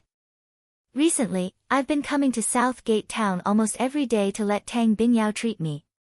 This, Qing Xuemei found that her guess was completely wrong. Tan Xiu had a witness to prove that he was in Southgate Town a few hours ago, and not at the scene of the abandoned auto repair shop on Deep Red Cloud Road in the peaceful Serene District. This meant that he didn't have the time to commit the crime. Tan Xiu, Boss Chen, thank you for your cooperation. We still have something to do, so we won't bother you anymore. Tan Xiu's expression was calm as he watched Qing Xuemei and the other two leave. Then, he picked up the teacup again and gently took a sip. This incident made him think clearly about one thing. If he were to do something later, especially when dealing with the police, he must think of a way out in advance. Chen Zhizhong and Long Hanwen didn't ask what Tan Xiu did, but they had made up their mind to send someone to investigate it later. Plop, the moment the door was closed, Chen Zhizhong knelt in front of Tan Xiu. Brother Chen, what are you doing? Long Hanwen looked at Qin Zhizhong with a dumbfounded expression as he involuntarily exclaimed. Qin Zhizhong didn't pay attention to Long Hanwen. With a fanatical look in his eyes, he respectfully said, Mr. Tang, I've never heard of your martial arts realm. You've cured my internal injuries, so you can be considered as my savior. So, please accept me as your disciple, benefactor. What? Long Hanwen was stunned as he looked at Qin Zhizhong with an incredulous expression. It was as if the person in front of him was not his old friend of decades, but a stranger. What kind of joke was this? He was the dignified Endless Virtue Pharmaceuticals big boss, a billionaire with assets of billions of yuan, yet he wanted to worship a high school student as his master. Was he, Qin Zhizhong, crazy? Or had the world gone crazy? Chapter 65. Tan Xiu's expression turned cold as he looked at Qin Zhizhong, who was kneeling in front of him. In his opinion, even if Qin Zhizhong worshipped him as his master, he wouldn't be able to achieve much in this lifetime. At most, he would barely be able to ascend and become an immortal. Once. How many powerful immortals in the immortal world were willing to break their heads just to worship him as their master? But in the end, he had only casually accepted a few talented registered disciples. I won't. Tan Xiu coldly refused. He then stood up and looked at Long Hanwen, saying, Uncle Long, I still have other things to do, so I'll go back first. Long Hanwen looked at Tan Xiu with a strange expression. He then looked at Qin Zhizhong who was kneeling on the floor. The corner of his mouth fiercely twitched a few times as he forced a smile and said, All right. You can go ahead if you have something to do. Remember to come to our house with little Yu and little Lin to have a meal later. Tan Xiu nodded. He then greeted Long Zhengyu and directly left. Dad, I'm going to see off Tan Xiu. Long Zhengyu, who was shocked to the point that it was hard for him to recover, hurriedly said. In the room, only Long Hanwen and Qin Zhizhong were left. With an ashen face, Qin Zhizhong slowly stood up. With a disappointed expression, he silently sat back on the sofa. Long Hanwen forced a smile and said, Brother Qin, why are you doing this? Even if Tan Xiu is very powerful, he shouldn't make you kneel and worship him as your master, right? Qin Zhizhong shook his head and said with a bitter expression, Brother Long, you don't understand. My biggest hobby in life is practicing martial arts. When I was young, I was famous for being obsessed with martial arts. Later, because my family was poor, I started my own business. But my love for martial arts didn't reduce at all. Instead, the older I got, the more obsessed I became. Mr. Tang is really powerful, to the point that I admire him. Long Hanwen curiously said, Didn't Tan Xiu say before? His strength is not as good as yours. Long Hanwen curiously asked. Qin Zhizhong shook his head and said, You're wrong. His strength is definitely above me. Do you remember the scene when he treated me? His moves were extremely fast, and his power control was extremely precise. Can you guess what the most important thing is? What is it? Long Hanwen was confused. Qin Zhizhong replied in a deep voice, I'm cultivating an internal cultivation technique passed down in my family, and I've already broken through to the second stage more than a decade ago. But no matter how hard I tried, I was never able to break through to the third level. Not only did Mr. Tang heal my internal injuries and save my life, but he also gave me great benefits when he was treating me. Just now, after I was cured, I discovered that I had already broken through to the third realm. Hiss, Long Hanwen was shocked. Qin Zhizhong had been stuck in the second realm for more than 10 years and had not broken through, but because of Tan Xiu's help, he had broken through just like that. Qin Zhizhong spoke again, Brother Long, you don't know what it means to break through from the second stage to the third stage of my cultivation technique. Let's put it this way. My current strength is several times stronger than before Mr. Tang treated me. As he spoke, he slowly squatted down and punched the ground. Boom, broken tiles flew in all directions, and an inch-deep pit appeared on the flat and solid ground. Chen Zhizhong's fist, however, didn't have the slightest injury. Long Hanwen suddenly jumped up from the sofa as if he had seen an alien. He exclaimed in shock, "How is this possible?" "Your strength," Chen Zhizhong said with a solemn expression. "For example, if my previous punching strength was 100 pounds, then my current punching strength is at least 300 pounds. My strength will also advance by leaps and bounds along with my future cultivation. Brother Long, now you understand how big of a fortune Mr. Tang has given me, right?" Long Hanwen nodded with a dumbfounded expression. After a long while, he realized that he had received too many shocks today. Inside the villa in Southgate Town. After returning home, Tan Xiu went straight to the bedroom on the second floor. Standing on the balcony of the bedroom, Tan Xiu looked at the picturesque scenery of the villa complex. He then took out his mobile and opened the phone book with the name Kang Xia. His thumb stroked the dialing button, but he didn't press it. A thoughtful expression flashed in his eyes as he pondered about how to gain the trust of this legendary figure in the business world, and how to make her work for him. As for Kang Xia's information, Long Zhengyu had also given him her contact information. Therefore, he had a general understanding of Kang Xia's situation. Indifferent and stubborn. She has a deep adventurous spirit and likes to take the unconventional path. She has an accurate grasp of timing, and once the timing is right, she will act decisively.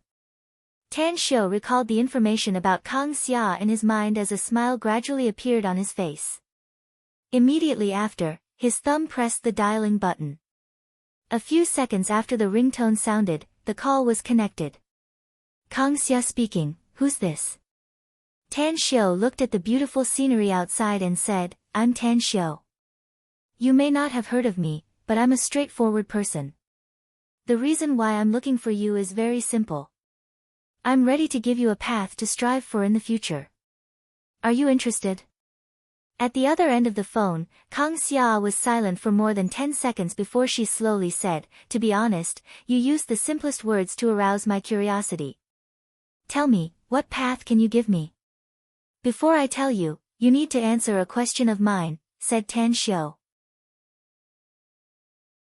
If there are two kinds of cosmetics, one of which has a strong whitening and moisturizing effect that can enhance a woman's skin, even those high-end whitening products in society can't compare to 1/10 of its effect, what do you think will happen once this kind of cosmetics enters the market and accepts the test of the mass market? The second one can repair scars and also has the effect of removing acne and freckles. Listen carefully, it's the real effect, which can also be called the curative effect. Once this kind of product enters the market and accepts the test of the mass market, what do you think will happen? Imperial City, in a high-end resort. Kang Xia, who had a devilish figure and an angelic face, was wearing a sexy bikini. She was sitting alone on a recliner in a large swimming pool. She was wiping her wet long hair while holding a mobile phone in one hand. Her expression was slightly solemn. It was completely different from her indifferent appearance when she wanted to hang up the phone. It seemed to be two questions, but it was actually the same question. She wanted to say that if these two kinds of cosmetics really had the same effect as the other party said, once they entered the market and accepted the test of the mass market, it would definitely cause a huge sensation in today's society. Even the business would be so good that it would explode. But would these two kinds of cosmetics really exist in this world? Kang Xia didn't know, but she was a woman with keen insight towards opportunities. This time, she was silent for a long time. After 2 minutes, she slowly said, "Caller ID, your number is from Star City. I'll give you 2 days to send the samples of these two cosmetics to me. We'll talk again after I've tested the effect. I think if you can get my phone number, you should be able to get my address too." Tan Xiu said indifferently, "I don't like being told what to do. If it's someone I want to use, I won't be bossy and bossy once I give them the power. I want to do business, but I don't have much time to pay attention to business. I think with your IQ, you should be able to understand what I mean. Alright, that's it. I'll wait for you in Star City. Contact me when you arrive." After saying that, Tan Xiu directly hung up the phone. Inside the Imperial City Resort swimming complex, Kang Xia stared blankly at the busy tone coming from her mobile. She couldn't believe that the other party had hung up the phone. Who was she? She was Kang Xia. Countless people fawned and flattered her. They couldn't wait to pursue her, and couldn't wait to use her as a business elite. In the past, she was always the one who took the initiative to hang up other people's phone. How come the tables had turned and it was someone else who hung up her phone? Was that person's brain not working well? Or did her charm value plummet?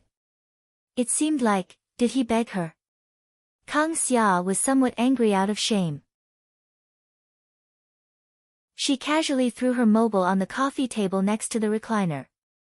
Her mind couldn't help but recall that person's words. Very arrogant. Very arrogant. Kang Xia evaluated the other party twice and silently pondered over the issue. She didn't know whether this was an opportunity or not. If it was, she believed that once she grabbed it, she would definitely shock everyone. But if not, she was afraid that she would be fooled. Tanxiu. Star City's Tanxiu. Kang Xia grabbed her mobile again. After dialing a cell number, she spoke with a deep tone, "Andy, help me investigate a person. I only have 5 clues. His name, he's in Star City, he's a man, he's very arrogant, and his mobile number. How long do you need to give me the answer?" "A day." A charming voice came from the phone. Kang Xia said, "Half a day." Southgate Town.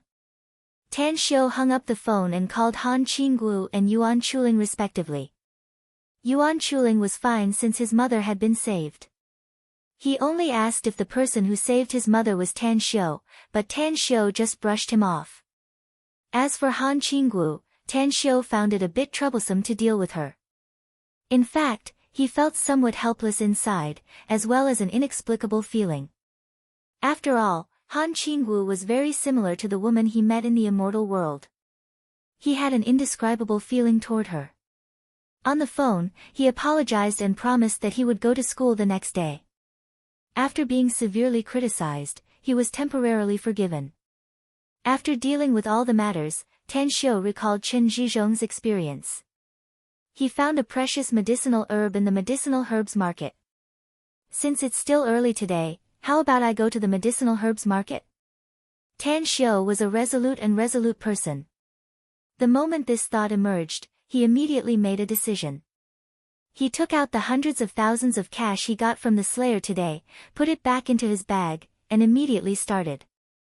Although he had promised to give the one-eyed woman's grandmother a sum of money, now was not the time. He was short of money at the moment, so he had to use it now. Grumble, grumble, suddenly, Tan Xiu froze. A grumbling sound came from his stomach, as if reminding him that he hadn't eaten breakfast and lunch today.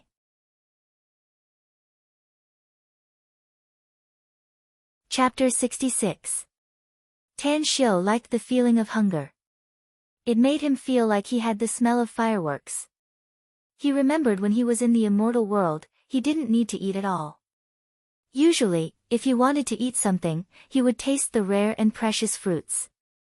7 emotions and 6 desires. 5 grains and miscellaneous grains. The smell of life in the secular world made him somewhat intoxicated. The most perfect thing was because he now had his mother. 10,000 years of regret was made up today, and he especially cherished it. After a moment, Tan Xiu left the villa and strolled on the tree-lined trail with birdsong and fragrant flowers. He enjoyed the tranquil atmosphere in the surroundings, and his mood was tranquil. Southgate Town was indeed worthy of being one of the most luxurious villas in Star City. Every security guard he met would stop and salute him to show their respect. Money makes the world go round. Tan Xiu quietly savored this sentence. The more he thought about it, the more he felt that it made sense. Today's society was very different from the immortal world.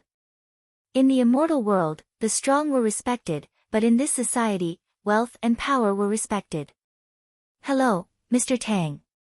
The tall and good-looking property manager, Long Shuiao, happened to pass by and greeted Tan Xiu with a smiling face. Tan Xiu nodded with a smile. After walking a few steps, he suddenly remembered the sanitation issue of the house. He immediately stopped Long Shuiao and asked, "Manager Long, I have something to ask you." Long Shuiao said with a smile, "Please say it, Mr. Tang." Tan Xiu helplessly said, "Manager Long, does the property management office in South Gate Town have a sanitation service? I want to hire someone to clean it regularly." Long Shuiao said, "Our community does have a sanitation service, but you need to pay an additional fee. Actually, I suggest Mr. Tang to hire a few maids. After all, there will be a lot of precious items in your house. Although the property management office's cleaning staff will do their job, accidents are inevitable." Tan Xiu said, "Hiring maids will have to wait for a while. So be it. You send someone to help me clean it first. I'll give you the fee now." After saying that, Tan Xiu took out a stack of 100 yuan bills from his bag and directly handed it to Long Shuiao. Long Shuiao strangely looked at Tan Xiu. She did not expect that Tan Xiu would actually carry so much cash with him. This stack of 100 yuan bills, she estimated that it should be 10,000 yuan. Moreover, when Tan Xiu was withdrawing money from the bag, her sharp eyes caught that there were many stacks of 100 yuan bills in it.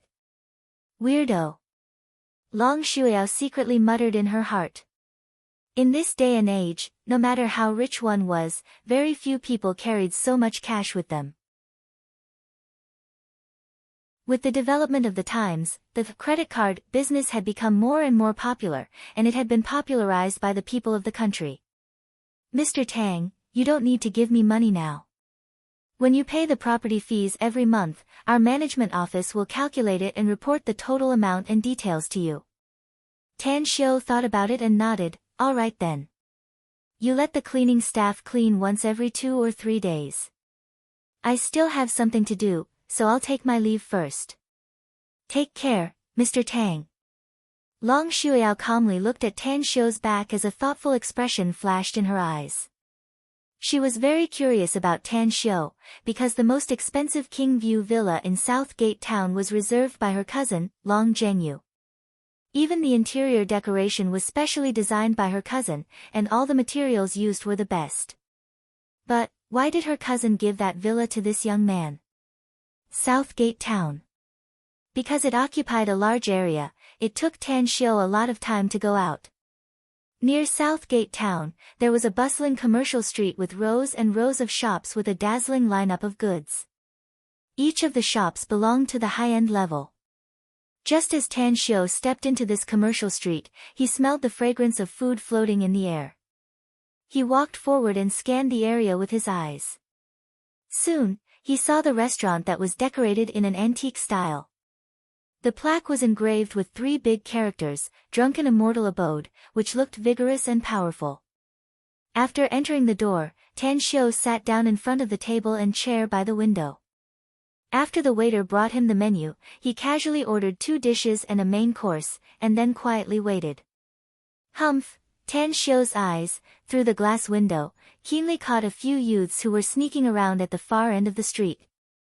After leaving South Gate Town, he was aware that a pair of eyes were staring at him. That feeling was very strong. However, in order not to beat the grass and alert the snake, and in order to determine the identity of the other party, he didn't look around. Instead, he came here and used the corner of his eyes to observe. He was a bit worried. He was worried that some of the murderers he killed had slipped through the net. He was not afraid of retaliation, but it was easy to dodge a spear in the open, but it was hard to guard against a stab in the dark. He was afraid that those remnants would retaliate against his mother, just like how they retaliated against Yuan Chuling by kidnapping his mother. At the end of the street, Scarfacely was leaning against the corner, smoking a cigarette as he observed Tan Xiu in the Drunken Immortal Abode. He had arrived at South Gate Town half an hour ago, and the reason was that he had been paid to eliminate disasters. He didn't know how many times he had done this kind of thing. "Big brother, why didn't we act just now? Looking at that brat's appearance, I can knock him over by myself." A youth with dyed blonde hair asked with a puzzled expression. "Yeah.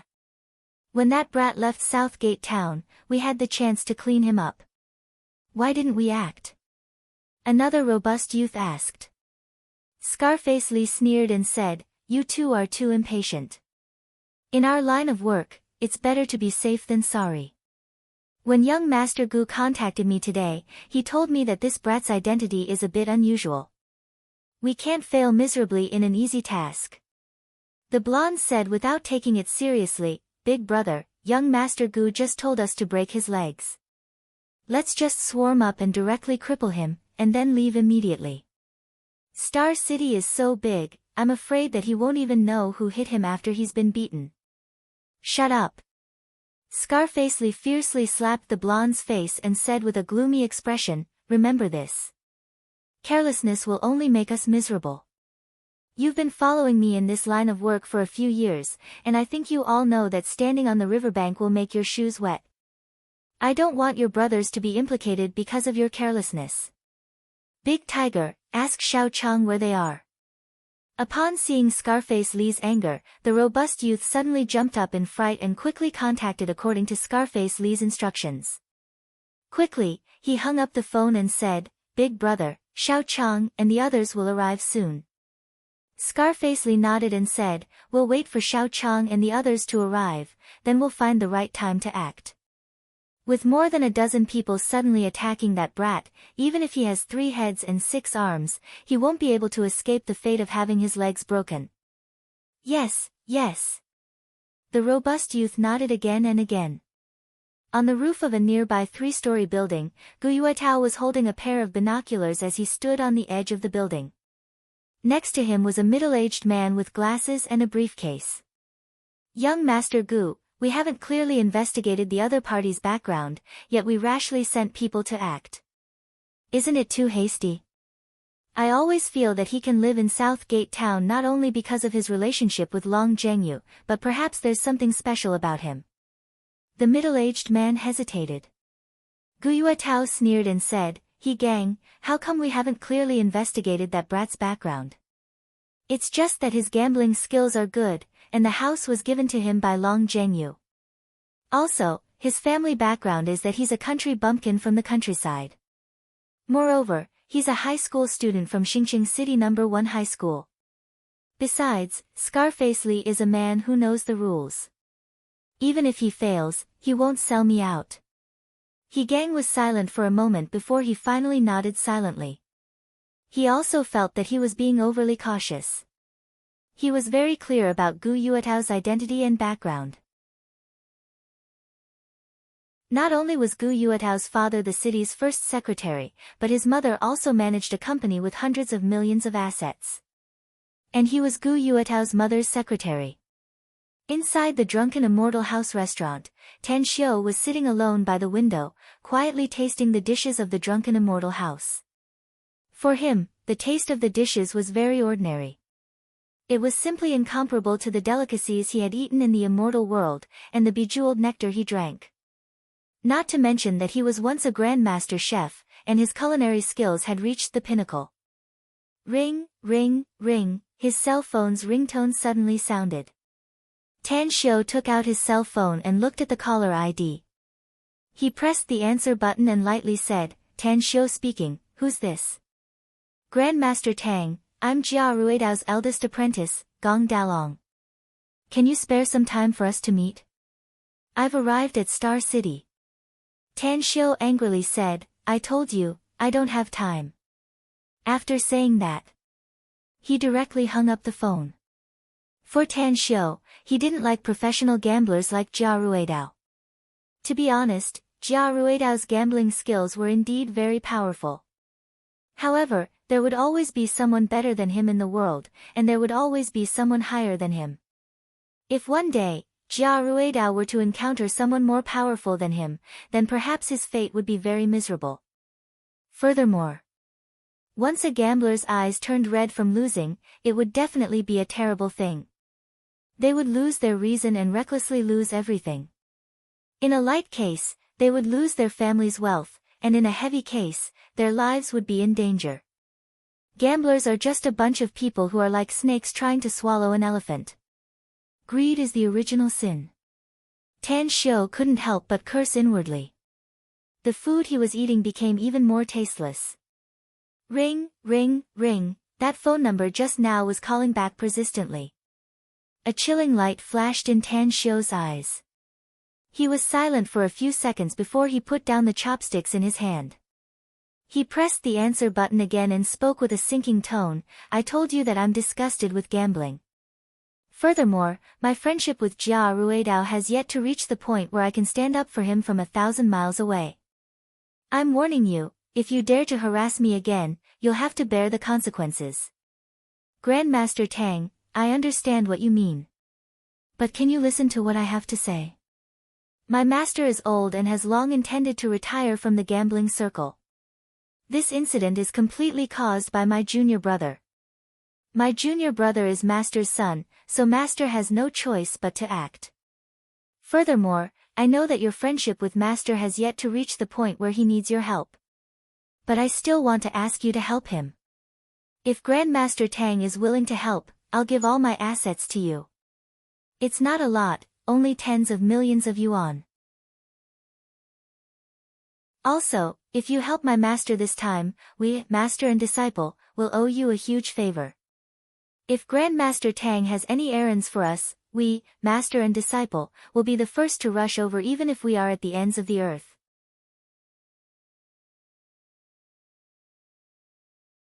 Chapter 67. As Tan Xiu quietly listened to Gong Dalong's words, the chill in his eyes gradually dissipated. He could feel Gong Dalong's sincerity from his tone, as well as his concern for his master, Jia Ruidao. Money. He didn't care much about it. Money was just an auxiliary resource for his cultivation. Not to mention tens of millions of assets, even if it was more, it was not impossible for him to earn it. Filial piety.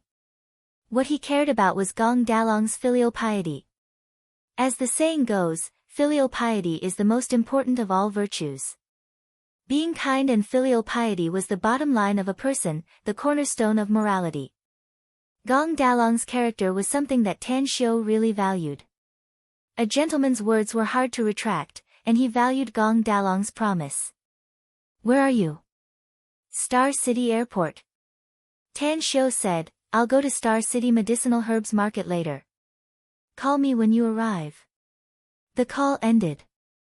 Tan Xiu received a call from Long Jinglin. Long Jinglin's tone was very excited. Apparently, he knew what Tan Xiu had done today. After inquiring that Tan Xiu was having a meal at Drunken Immortal Tavern, he hurriedly hung up the phone and rushed over to meet with Tan Xiu. Soon, Tan Xiu had a simple meal, paid the bill and left Drunken Immortal Tavern. He originally wanted to stop a taxi after the meal and directly take a taxi to Star City Medicinal Herbs Market. But those people who were monitoring him made him feel like a fishbone stuck in his throat. If he didn't solve this trouble, he would never feel at ease. Tan Xiu casually identified the direction and walked toward the distance. At the same time, he used his divine sense to observe those people who were following him. When he entered Drunken Immortal Tavern to eat, he observed that there were only 3 people following him, but now the number suddenly increased to 14. However, what made him feel a little relieved was that those people following him had weak footsteps and sloppy walking, completely like street thugs. If they were the same kind of people as the ones he had killed, he would have to be extremely vigilant. But if they were street thugs, he could easily solve them. 10 minutes later, Tan Xiu turned into a remote road. There were few people here. Compared to the bustling commercial street, this place was less noisy and more quiet. Behind him, Scarface Lee was overjoyed. He didn't expect that after finishing his meal, Tan Xiu didn't return to South Gate Town, but came here. This was a heaven-sent opportunity. Chase after him. Following Scarface Lee's order, more than a dozen young men scattered around him rushed toward Tan Xiu. In order to prevent Tan Xiu from escaping, some of them even took a detour to another path, preparing to block Tan Xiu's escape route. "Who are you people?" Tan Xiu was surrounded, but his expression was as cold as ice. Scarface Lee narrowed his eyes. He didn't immediately order his men to attack, instead, he sized up Tan Xiu. At this moment, he also had some misgivings in his heart. In the past, when he ganged up on others and beat them up, they would always reveal nervous and fearful expressions. However, the young boy before him was not afraid at all and was unusually calm. It seems that this little guy is indeed not simple. No wonder he can become Gu Yuetao's enemy. Scarface Li turned his head and looked at the gang of brothers around him. He then said with a sinking tone, "When you attack, if he doesn't resist, you only need to break his legs." Good. A group of young thugs revealed a hideous grin as they rushed toward Tan Xiu. Tan Xiu's eyes were like torches, and his moves were as fast as lightning. The first two young thugs who rushed in front of him were sent flying upside down by his straight fists. The moment he turned around and kicked, another young thug was also sent flying. Even that young thug's body smashed several of his companions behind him to the ground. Bang! Bang! In just half a minute, Tang Xiu had beaten down the 13 young bullies who participated in the fight. For Tan Xiu, these young thugs were simply embroidered pillows. However, he didn't directly kill them after he determined that they weren't from the same gang as those thugs. He wasn't afraid of killing people, but he didn't want to add unnecessary trouble to himself. Moreover, he had already faintly guessed who hired these thugs to deal with him. However, the conclusion still needed to be proven. Scarface Li's stiff body froze on the spot. After more than 10 seconds, he raised his arm with difficulty and rubbed his eyes to make sure that he wasn't hallucinating. 13 brothers. 13 brothers were so easily beaten down. Although they hadn't gone through any special training and didn't have any foundation in martial arts, they had fought countless times with him. Their fighting experience was very rich. How could this be? How could this bastard named Tan Xiu be so powerful? Scarface Li subconsciously retreated 2 steps. His eyes were filled with fear as he stared at Tan Xiu. He had practiced martial arts. He could fight 3 or 4 people at once, but it would take some effort. If he were to fight 13 people at once, perhaps he would be beaten down in minutes. An expert. This Tan Xiu was definitely an expert among experts. He had never come across such a strong expert. On the roof of a nearby 3-story building, Gu Yuetao and he gang adjusted their position so that they could clearly see the distant path. They held binoculars and stood at the edge of the building. They were dumbfounded as they looked at the 13 youths who were beaten down by Tan Xiu. Is he possessed by the god of war? How could someone be so powerful? A single person can actually beat 13 thugs who often fight, rely on others' protection fees, and take care of people's business so miserably? Gu Yuetao involuntarily exclaimed. He gang's mouth fiercely twitched a few times. He secretly suppressed the fear in his heart and bitterly said, "Even if he's not possessed by the god of war, I'm afraid he's not far from it. It's too terrifying. He alone can beat down 13 people. Is he still a human?" Gu Yuetao's complexion was faintly pale. He had previously sent someone to investigate Tan Xiu's information. The result of the investigation was that Tan Xiu came from an ordinary family. He had a car accident and had turned from a learning genius into an idiot. Although he seemed to be showing signs of recovery recently, it was nothing to worry about. In addition, Tan Xiu seemed to have no other ability apart from his gambling skill, which made Long Zhengyu treat him favorably. But how could the situation be reversed like this? "Young Master Gu, what should we do now?" He gang suppressed the fear in his heart and asked in a low voice. Gu Yuetao's complexion alternated between green and white. After 10 seconds, he gnashed his teeth and said fiercely, "Even if he can fight, so what? He could beat up 13 hooligans, but could he beat down 13 martial arts masters? What if there are dozens of martial arts experts?" Humph. He gang was surprised. "Young Master Gu, you want to find," Gu Yuetao sneered, "that's right. Those people of the Golden Rock Security Company are usually very idle. I'm afraid Vice President Liu wants to earn some extra money." He gang hesitated. "Young Master Gu, I'm afraid it will cost a lot to invite the people of the Golden Rock Security Company." In case this matter is known by the general manager. Gu Yuetao said with a deep voice, I don't need the company's money. I'll pay it myself. His words were sonorous and forceful, but his heart was bleeding. How could he not know how much it would cost to invite the people of the Golden Rock Security Company? But in order to wash away his shame and make Tan Xiu pay the price, he had secretly decided to sell his expensive Porsche sports car. On a remote path. Tan Xiu coldly looked at Scarface Li.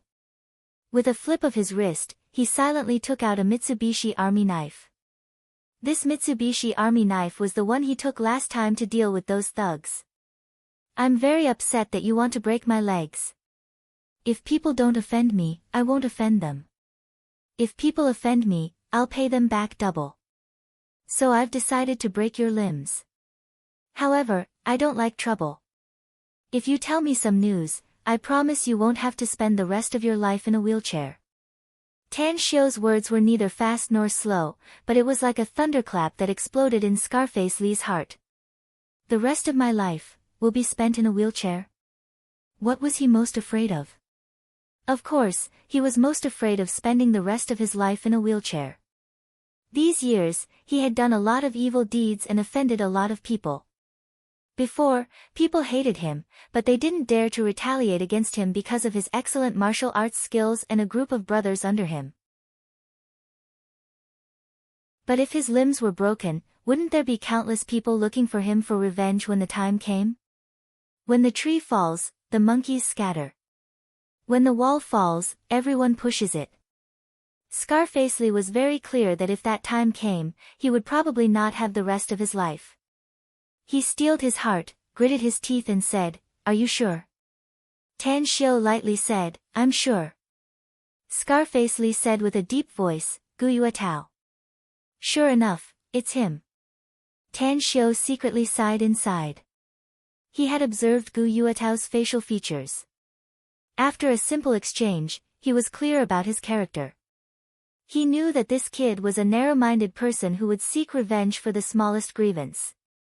However, he didn't offend him and was just too lazy to pay attention to him. As a result, he bore a grudge against him.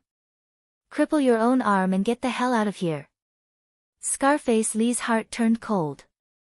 Looking at the Mitsubishi Army knife in Tan Xiu's hand, he silently took out a dagger from his waist and stabbed his left arm without hesitation. Puff, the dagger was pulled out and blood spurted out. At this moment, Long Jinglin's figure appeared at the entrance of the trail. When he saw the scene in the trail, his complexion greatly changed and he dashed over with a speed of a 100-meter sprint. Big Bro Tang, what happened? They're just some jumping clowns who received money from others to break my 2 legs, said Tang Xiu lightly. But I dealt with them. Long Jinglin's eyes nearly popped out as he looked at the young bullies wailing in pain on the ground. He involuntarily exclaimed, Big Bro Tang, these people are you the one who beat them down? Yes. Tan Xiu nodded. Long Jinglin raised his hand to touch his shiny bald head. With an incredulous expression, he exclaimed in admiration, Amazing. You're really amazing. You're really worthy to be this Long Jinglin's big bro. You're simply too awesome. 13 of them. No, that's not right. There's also that bastard Scarface Li. You single-handedly cleaned them up. I simply worship you to death. Get lost. Tan Xiu couldn't help but laugh as he cursed.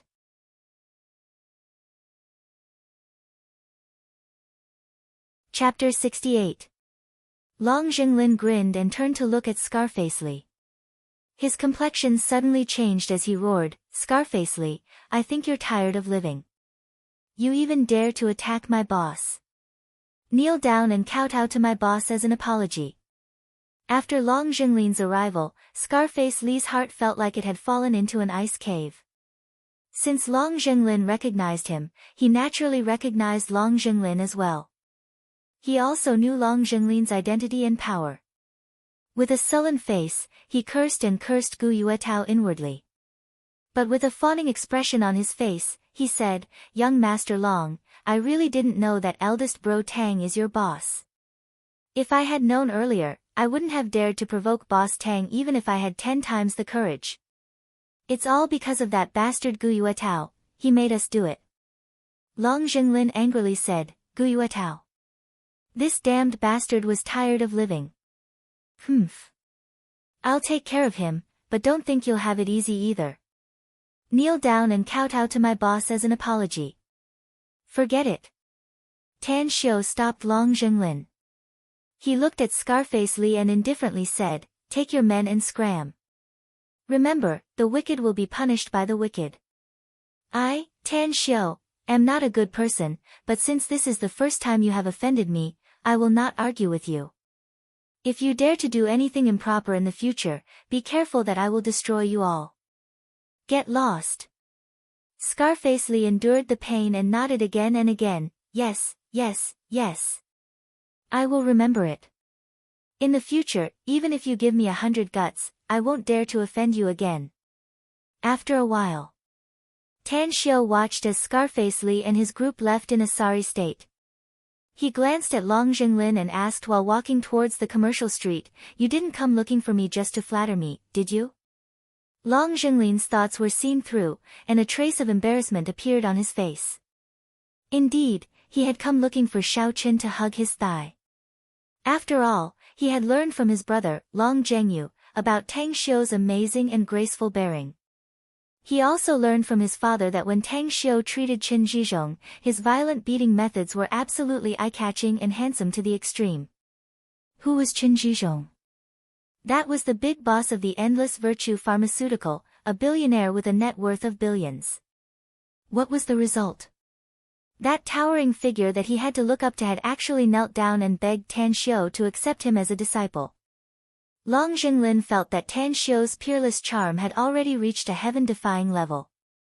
Big bro Tang, can't I just admire your grace? Long Zhenglin said with a thick face and a dry smile. Tan Xiu snappily scolded him with a smile, get lost. Do you have nothing better to do? I have to go to the medicinal herbs market later, so I don't have time to deal with you. Just do what you need to do. Go to the medicinal herb market. Big bro Tang, why are you going to the medicinal herbs market? Do you want to buy Chinese medicinal herbs? If there's a need, you can just tell Qin Zhizhong. He can't wait to hug your thigh and worship you as his master. Tan Xiu's expression turned gloomy as he solemnly said, try not to trouble others if you can solve it yourself. The most difficult thing to repay in this world is a debt of gratitude, understand? Long Zhenglin's breathing stagnated. Then, he nodded and said, you're right. A debt of gratitude is indeed the most difficult to repay for a person who values friendship and righteousness and keeps his word. Big bro Tang, I'll drive you there. You have a car. A trace of surprise was revealed on Tan Xiu's face. But after thinking about it, he felt relieved. With Long Zhenglin's identity and background, how could he not have a car? Perhaps it was a luxury car. Of course I have one. Mine is a luxury sports car. Do you know how many beauties cry and shout to hitch a ride with me? This young master doesn't even spare a glance at them, said Long Zhenglin proudly. Sure enough. These second-generation nouveau riches are all the same. They simply don't understand the meaning of hoeing the fields at noon and sweat dripping on the ground. They live a life of luxury, squandering money like it was dirt. Their luxurious sports cars could be worth half a bowl of hot rice for many people with just a step on the accelerator. Tan Xiu followed Long Zhenglin to a Lamborghini sports car. After observing it for a few moments, he secretly shook his head. With Long Zhenglin's big stature, wouldn't he feel aggrieved driving this kind of sports car? As the saying goes, you get what you pay for. A good car was indeed a good car. After sitting inside, Tan Xiu could feel the comfortable feeling. After observing the interior, he said, reincarnation is really a technical job. Especially for someone like you who has good skills. At least, compared to ordinary people, you have to struggle for at least a few decades. No, it should be a lifetime. This car of yours should be worth a few million, right? Many people can't even earn a few million in their lifetime.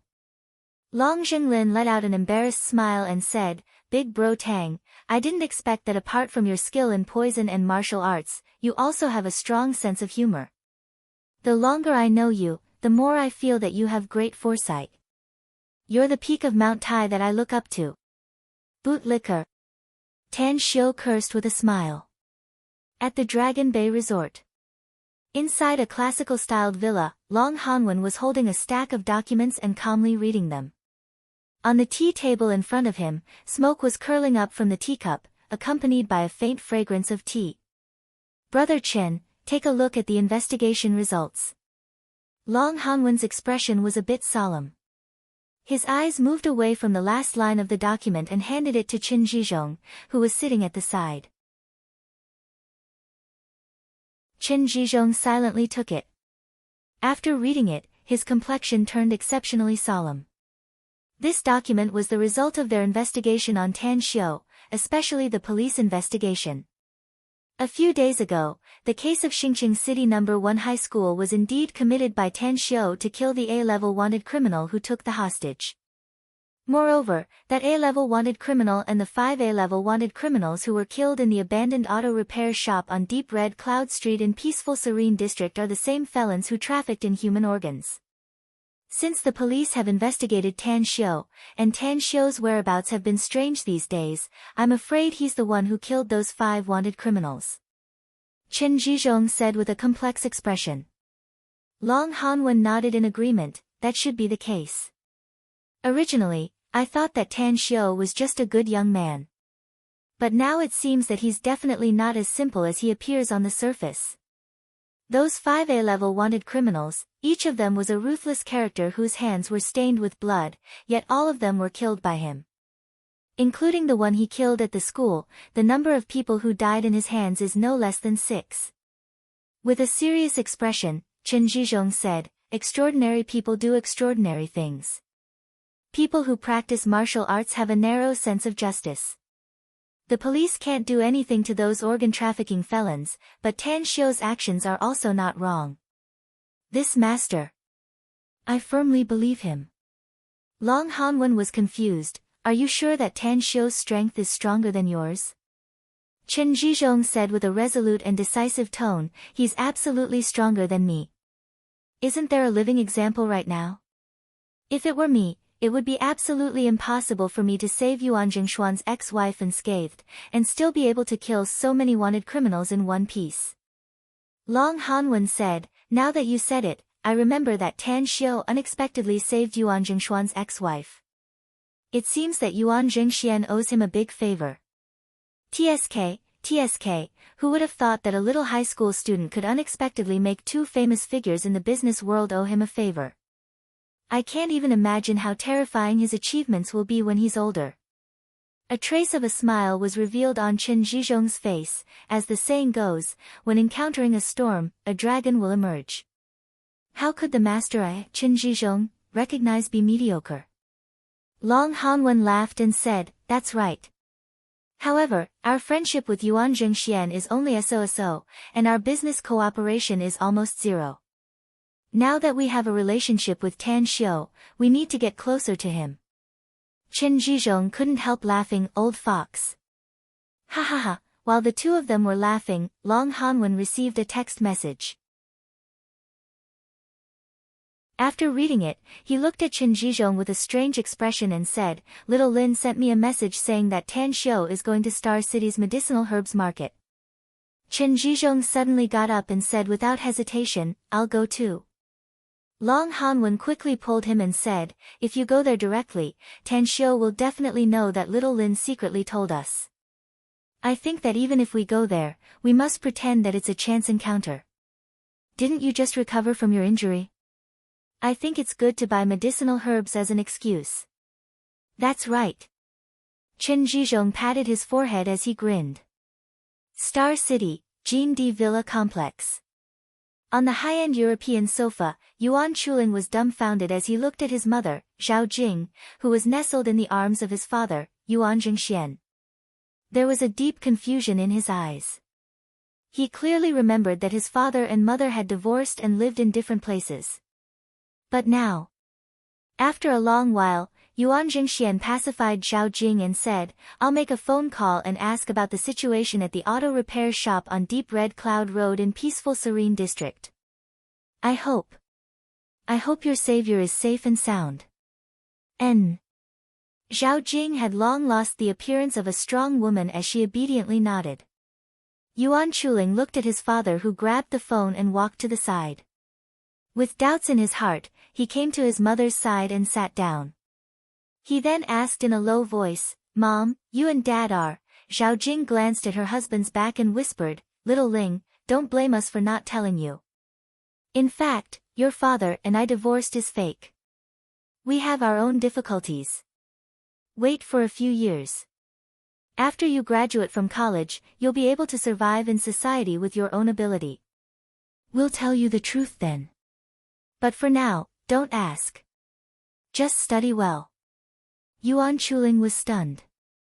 Even in his dreams, he had never thought that his mother would give him such an answer. The divorce was fake. Then, did he misunderstand his parents? Suddenly, Yuan Chuling felt that he was too insensible.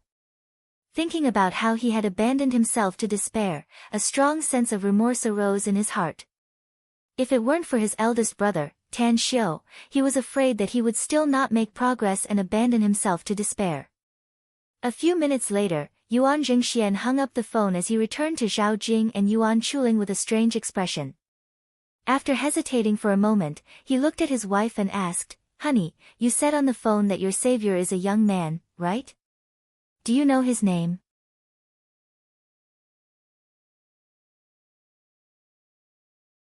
Chapter 69.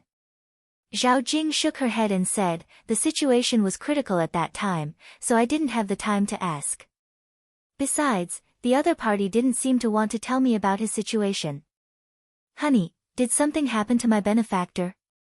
Yuan Jingxian said, Your benefactor is fine. But those kidnappers, hearing that her benefactor was fine, Zhao Jing's tense heart immediately calmed down and curiously asked, What happened to those kidnappers? I remember that in order to save me, my benefactor killed one of the kidnappers who tried to humiliate me. Honey, what happened to my benefactor? We can't just stand idly by if the police want to pursue responsibility. Yuan Jingxian forced a smile and said, How could the police pursue the benefactor's responsibility? They're still having a headache about who killed those kidnappers. All 5 kidnappers were killed, and the young man who saved you has disappeared without a trace. Honey, since you don't know his name, you should know what he looks like, right? He looks like, Zhao Jing described the face that she had deeply remembered. Yuan Chuling quietly listened to his mother's description. The more he heard, the weirder his expression became. When his mother's last sentence was spoken, he couldn't help but exclaim, It's eldest brother. The one who saved my mother is my eldest brother, Tan Xiu. Yuan Jingxian frowned and reprimanded, Little Ling, don't talk nonsense. Yuan Chuling said with all seriousness, Dad, I'm not talking nonsense. If my mother's description of her benefactor is correct, then this person is really my eldest brother, Tan Xiu. That's right, my classmate was kidnapped by the kidnapper's accomplice at school. It was eldest brother who killed the criminal and saved my classmate. Yuan Jingxian learned from the police what happened in Xingqing No. 1 High School a few days ago. But he never thought that his son would be able to determine the identity of his benefactor. Moreover, the other party was his son's classmate. Little Ling, whether it's your classmate or not, your mother knows best. If you have time, invite your classmate to our house as a guest. When the time comes, your mother will know. Yuan Jingxian said while thinking. All right. Yuan Chuling nodded heavily. Star City's medicinal herbs market was huge and had countless types of medicinal herbs. Every day, medicinal herbs were transported from all over the country. They were either sold locally or transported to other cities. Su Shangwen's life had been terrible recently, especially after the incident at his 40th birthday party, which caused many of his friends to reject him. Every time he thought of that incident, every time he thought of Tan Xiu's face, he would gnash his teeth in hatred. However, Yesterday, he had finally negotiated a deal and was just waiting to officially sign the contract. Therefore, he brought his wife to the medicinal herb market to buy some ginseng, cordyceps, and other medicinal herbs. When he returned home, he would make a pot of duck soup to reward himself. "Hubby, this medicinal herb market is a mess. Why did we come here to buy those medicinal herbs? Just leave it to your subordinates to handle these matters." Zhang Meiyun's face was filled with disgust as she looked at the noisy scene in the medicinal herb market. She covered her mouth and nose with her unstained fingers. After looking around, Su Shangguan shook his head and said, "I don't feel at ease leaving the matter of buying medicinal herbs to the subordinates. You're just a woman, so you don't know the ways of the medicinal herb industry. Medicinal herbs are also divided into artificially planted and wild ones. Artificially planted medicinal herbs don't have much effect. Only buying wild medicinal herbs is a great tonic. There are a lot of ways to do it," Zhang Meiyun snappily said. Suddenly, Zhang Meiyun's eyes narrowed. She immediately raised her arm and said, "Hubby, look at that man.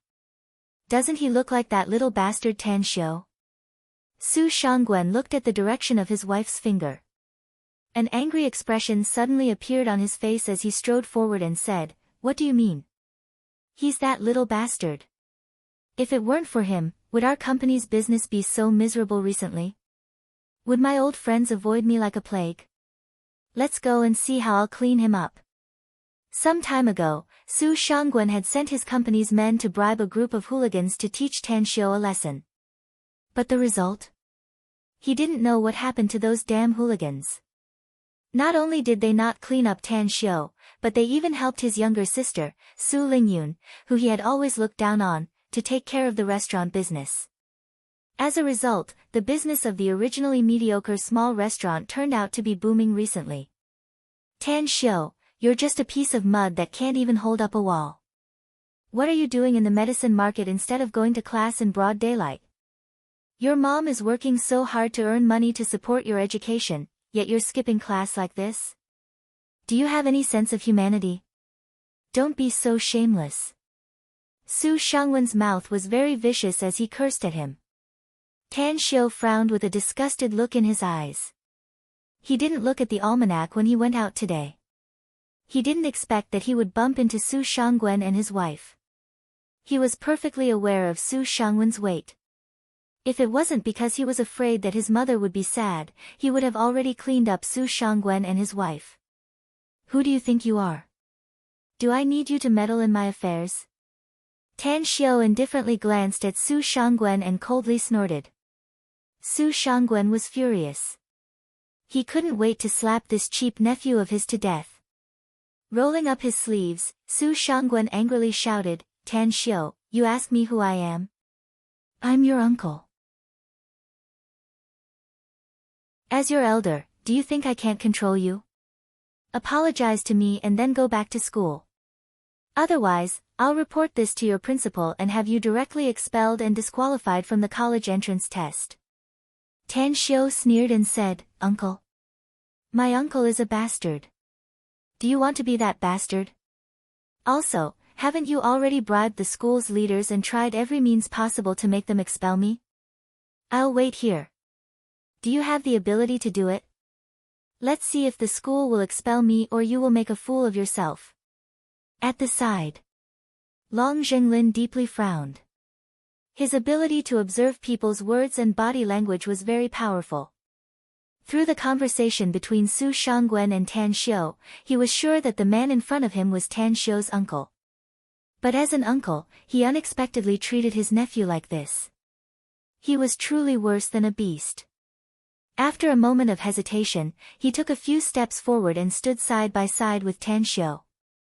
He indifferently looked at Su Shangwen and said, "No matter who you are, humiliating Tan Xiu is the same as humiliating me, Long Zhenglin. Either get the hell out of here, or I'll clean you up now." Su Shangwen stared blankly for a moment. Only then did he realize that there was a young man next to Tan Xiu. However, he had always been aloof in his company, and he was also arrogant even among his relatives. But now, he was actually being shouted at by a young man. He immediately became angry and said, "Where the hell did you come from? What does it have to do with you, this father teaching my nephew a lesson? Get the hell out of here, else I'll make you look good." Long Jinglin was so angry that he laughed and said with a stern voice, "Do you have the ability to make me look good? This young master is afraid of my old man, there is no one else that Long Jinglin is afraid of." Tan Xiu coldly looked at Su Shangwen's ashen face and fiery eyes. He then turned his head and said, "Long Jinglin, I think it's a waste of time talking to this kind of person. Let's go." Long Jinglin glared at Su Shangwen provocatively as he raised his leg to follow Tan Xiu to leave. "Stop!" Su Shangwen's anger soared to the sky as he blocked the two men and shouted, "You've really overturned the sky. You two little bastards. If I, Su Shangwen, don't tidy you up today, I'll write my surname upside down." What a big tone. A sneer rang out from the crowd that had gathered around. Gong Dalong pulled his suitcase and walked to the front of Su Shangwen. He had already recognized Tan Xiu because he had seen Tan Xiu's photo before he came to Star City. However, he didn't expect that someone would dare to provoke their master's savior. Su Shangwen's complexion slightly changed. He didn't expect that someone would unexpectedly come out halfway. He looked at Gong Dalong a few times and found that Gong Dalong was wearing famous brands from head to toe, as well as a faint imposing manner. His imposing manner immediately weakened a bit, but he still spoke in a bad mood. "Who are you, mister? Is it your turn to poke your nose into other people's business?" Gong Dalong no longer paid attention to Su Shangwen. After putting down his suitcase, he stood in front of Tan Xiu and respectfully said, "Grandmaster Tang, I'm Gong Dalong. Master asked me to greet you when I see you." Tan Xiu faintly nodded as he sized up Gong Dalong. He had a square face, thick eyebrows, big eyes, and deep eyes, yet there was no trace of craftiness in them. "Let's talk about our matter later." Gong Dalong deeply bowed to Tan Xiu before he turned to look at Su Shangwen and said, "Many people in Star City know who I am.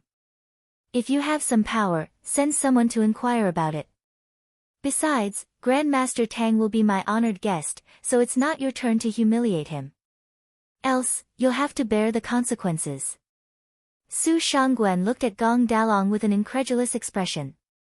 He was silent for a while before he pointed at Tan Xiu and said, "You mean, he's your honored guest? What kind of joke is this? No one knows his background better than I do. You couldn't have mistaken him for someone else, right?" "I'm not blind," Gong Dalong said with a sinking tone. Seeing that Gong Dalong insisted on sticking up for him, a bit of resentment suddenly sprouted in Su Shangwen's heart. He directly grabbed his mobile and took a few photos of Gong Dalong. After that, he wrote a few words and sent them out as fast as he could. Soon, his mobile rang. Su Shangwen picked up the phone and heard the conversation. He finally replied with, "I know," and then hung up the phone. "I was wondering who it was. It turns out to be the eldest apprentice of Jia Ruidao, the one who made his fortune by gambling." "Humph. Gong Dalong, I just heard that your master can't even protect himself now, yet you're here to stick up for Tan Xiu? What are you pretending for?" Gong Dalong's face was filled with anger. Just as he was about to speak, a voice was faster than him. "I heard a dog barking from far away. No wonder there are so many people here." Chen Zhizhong and Long Hanwen walked together, and the one who spoke was Chen Zhizhong. Su Shangwen was dumbfounded.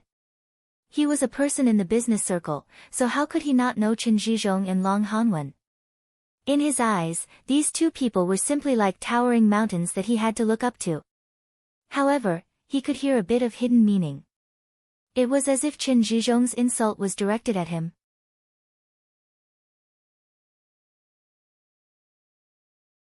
Chapter 70. Su Shangwen desperately gulped down his saliva. He turned his head and fiercely glared at Tan Xiu. Only then did he change his appearance and said with an obsequious smile, "Boss Chen, I didn't expect to meet you here. Is this Boss Long? I'm Su Shangwen, the boss of Shangguan Real Estate. Boss Long, our Shangguan Real Estate has just reached an agreement with a subsidiary of your Long Group. I believe we can sign the contract in a few days. Long Hanwen sneered, Shangguan Real Estate Su Shangguan. Never heard of him. After saying that, under the watchful eyes of everyone present, he took out his mobile and dialed a cell number. Then, he said with a sinking tone, I want to know who has reached an agreement with Shangguan Real Estate. Fire him. Also, cancel the cooperation with Shangguan Real Estate. Remember, spread the news that whoever dares to cooperate with Shangguan Real Estate in the future will be going against our Long Group. What? Su Shangguan suspected that there was something wrong with his ears. He looked at Long Hanwen with disbelief and involuntarily exclaimed, Boss Long, you are. Long Hanwen pointed to Long Jinglin at Tan Xiu's side and said without being salty nor light, he's my son. Someone just clamored to make him look good. Do you think that your son is being humiliated by others? As a father, you can just watch indifferently? After saying that, he then pointed to Tan Xiu and said again, Tan Xiu is my Long family's benefactor. Whoever dares to go against him will be going against my Long family. If he wants, as long as he says it, my Long family will do whatever it takes to erase your Shangguan Real Estate from this world forever. What did you say? Su Shangguan's complexion instantly turned deathly pale. His eyes kept wandering back and forth between Tan Xiu, Long Jinglin, and Long Hanwen. He could accept the fact that Long Jinglin was Long Hanwen's son. But when did this little bastard, Tan Xiu, do the Long family owe him a favor? In a flash, Su Shangguan seemed to have aged more than 10 years. That wave of fear was pounding against his shattered heart again and again. It's over. He knew that he was finished. With Tan Xiu's hatred for him, it was likely that his Shangguan Real Estate would not be able to escape this time. However, what happened next made him open his mouth wide, and the fear in his eyes increased exponentially. After Long Hanwen finished speaking, Chen Zhizhong walked a few steps to the front of Tan Xiu. He respectfully bowed and said, Master, it's all my fault for coming late and making you suffer humiliation. Don't worry, even if Brother Long doesn't make a move, I won't let Shangguan Real Estate continue to exist. Please don't refuse, this is just a small token of my appreciation. Tan Xiu looked at Chen Zhizhong indifferently and said, I haven't agreed to accept you as my disciple. Still? Chen Zhizhong keenly captured the implied meaning in Tan Xiu's words. He was overjoyed. Regardless of the large number of people gathered around, he knelt straight in front of Tan Xiu and begged, Master, please accept me. I'll definitely follow the ancient tradition and be filial to you in the future. I'll listen to your words. Tan Xiu frowned. He waved his hand and said, Get up first. We'll talk about this later. Yes. Seeing that Tan Xiu didn't directly refuse this time, Chen Zhizhong was extremely happy inside. Just like a junior obeying his elder, he bowed his head and obediently stood to the side. Plop, Su Shangguan knelt in front of Tan Xiu and begged with a face full of regret, Tan Xiu, my dear nephew. Uncle was in the wrong before. It's all Uncle's fault. You're a great man and don't stoop to my level. Please beg Boss Long and Boss Chen to let me off, okay? I promise that I'll serve you like a grandson in the future. I beg you. Zhang Meiyun's complexion was also as pale as paper at this moment. She was used to living a life of luxury. If Shangguan Real Estate, wow, the surrounding onlookers suddenly burst into an uproar. They originally came here to watch the fun and also figured out the relationship between Tan Xiu and Su Shangguan. They didn't expect that as an uncle, he would treat his nephew like that. What was even more unexpected was that after seeing a big shot standing up for Tan Xiu, this uncle didn't even care about his face and shamelessly knelt in front of his nephew. For a moment, the sound of discussion rang out, I've seen shameless people, but I've never seen such a shameless person. It's true that there are all kinds of birds in a big forest. This is too shameless, isn't it?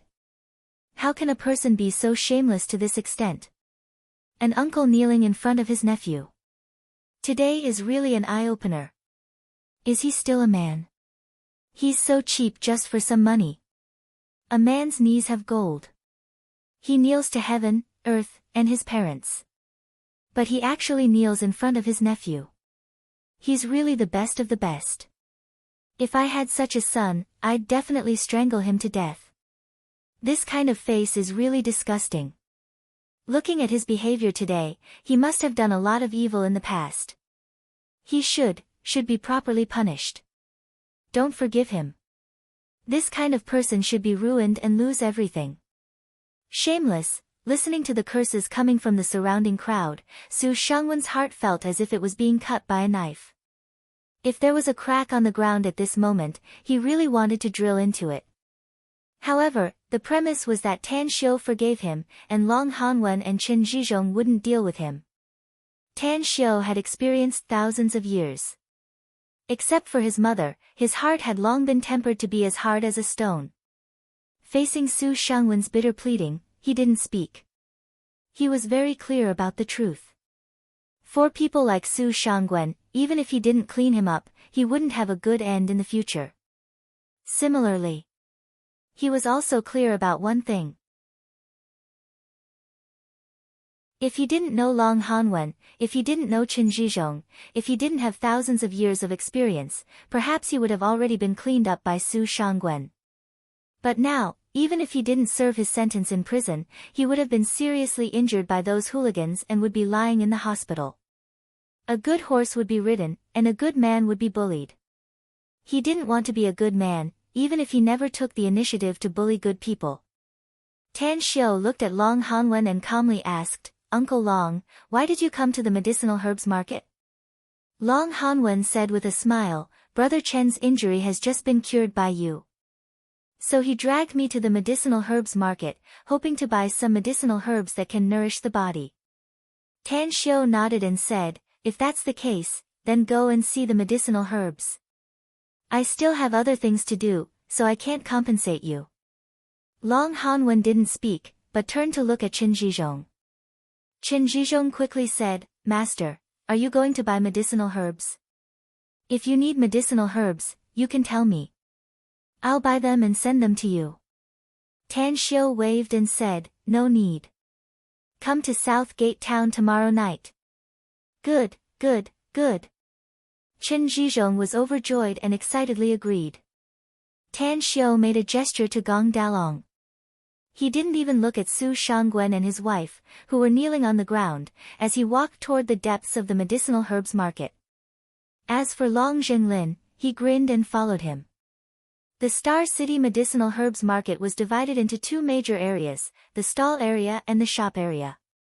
Most of the precious medicinal herbs in the entire market were in the shop area. Of course, the price of each precious medicinal herb was also very expensive. Tan Xiu didn't directly go to the shop area, but walked in front of the stalls, looking at the variety of medicinal herbs on display. At present, his heavenly art of quintessential space genesis had been cultivated to the first stage, the peak of Qi cultivating stage, and his body had cultivated to the 9th star sphere. Next was the second stage of the first stage, skin strengthening. By polishing the skin and flesh, the skin fibers would be strengthened and tough, reaching the point of invulnerability. If he had reached the skin strengthening stage before he met those murderers who sold human organs, he wouldn't have been afraid of the pistols in their hands and could have directly crushed them. A few minutes later, Tan Xiu stopped in front of a stall as his eyes fell on a delicate and beautiful blood-like flower. He knew this flower. Once in the immortal world, it also had a famous name, blood spiral shell. This blood spiral shell had a huge effect in refining the consciousness condensing pill. Consciousness condensing pill, the best pill to condense one's spiritual sense and enhance one's mental power. Moreover, it had a strong healing effect on damaged spiritual sense. Even in the immortal world, the immortals generally had a great demand for consciousness condensing pills. "Boss, how much is this blood spiral shell?" Tan Xiu looked at the middle-aged stall owner and asked. The middle-aged stall owner looked at the blood spiral shell with a surprised expression and said with a confused expression, "Little brother, this isn't a blood spiral shell. It's called chestnut flower, and it has a very good effect in nourishing one's blood and qi. The price. Relatively speaking, it's a bit more expensive. How much is it? Asked Tan Xiu. The middle-aged stall owner hesitated for a moment before saying, 500 yuan. If you want it, I'll sell it to you, 500 yuan. Tan Xiu secretly rolled his eyes. If this blood spiral shell was placed in the immortal world, it would be a precious medicinal herb that countless people would break their heads to get. But now in this world, it was unexpectedly sold for only 500 yuan like a cabbage. At his side, Long Jinglin angrily interrupted and said, Boss, are you trying to rip off a sucker? 500 yuan for a flower? I have a lot of this kind of flower. Do you want to buy it? The middle-aged stall owner was speechless. Boss, we're doing business, paying attention to not cheating the old and young, and paying attention to harmony, said Long Jinglin. It's really not right for you to ask such a sky-high price. Just sell it to us for 200 yuan. If you agree, we'll pay immediately. But if you don't, we'll turn around and leave. The middle-aged stall owner looked at Long Jinglin and then looked at Tan Xiu. He then forced a smile and said, all right. I can tell that little brother has a discerning eye. Since you've said that, I'll sell it to you for 200 yuan. Long Jinglin looked at Tan Xiu with a proud expression. Just as he was about to take out the money, Tan Xiu had already taken out the money and handed 2 100 yuan bills to the middle-aged stall owner. Then, he took the blood spiral shell and turned around to leave. Tan Xiu didn't have much hope in this trip to the medicinal herbs market. He just wanted to try his luck, but he didn't expect that he would pick up a treasure. He knew about the price of medicinal herbs in this world, and the price of a slightly precious medicinal herb was outrageously high. Don't look at the hundreds of thousands of yuan in his bag. If he encountered a precious medicinal herb, perhaps he wouldn't even be able to buy one.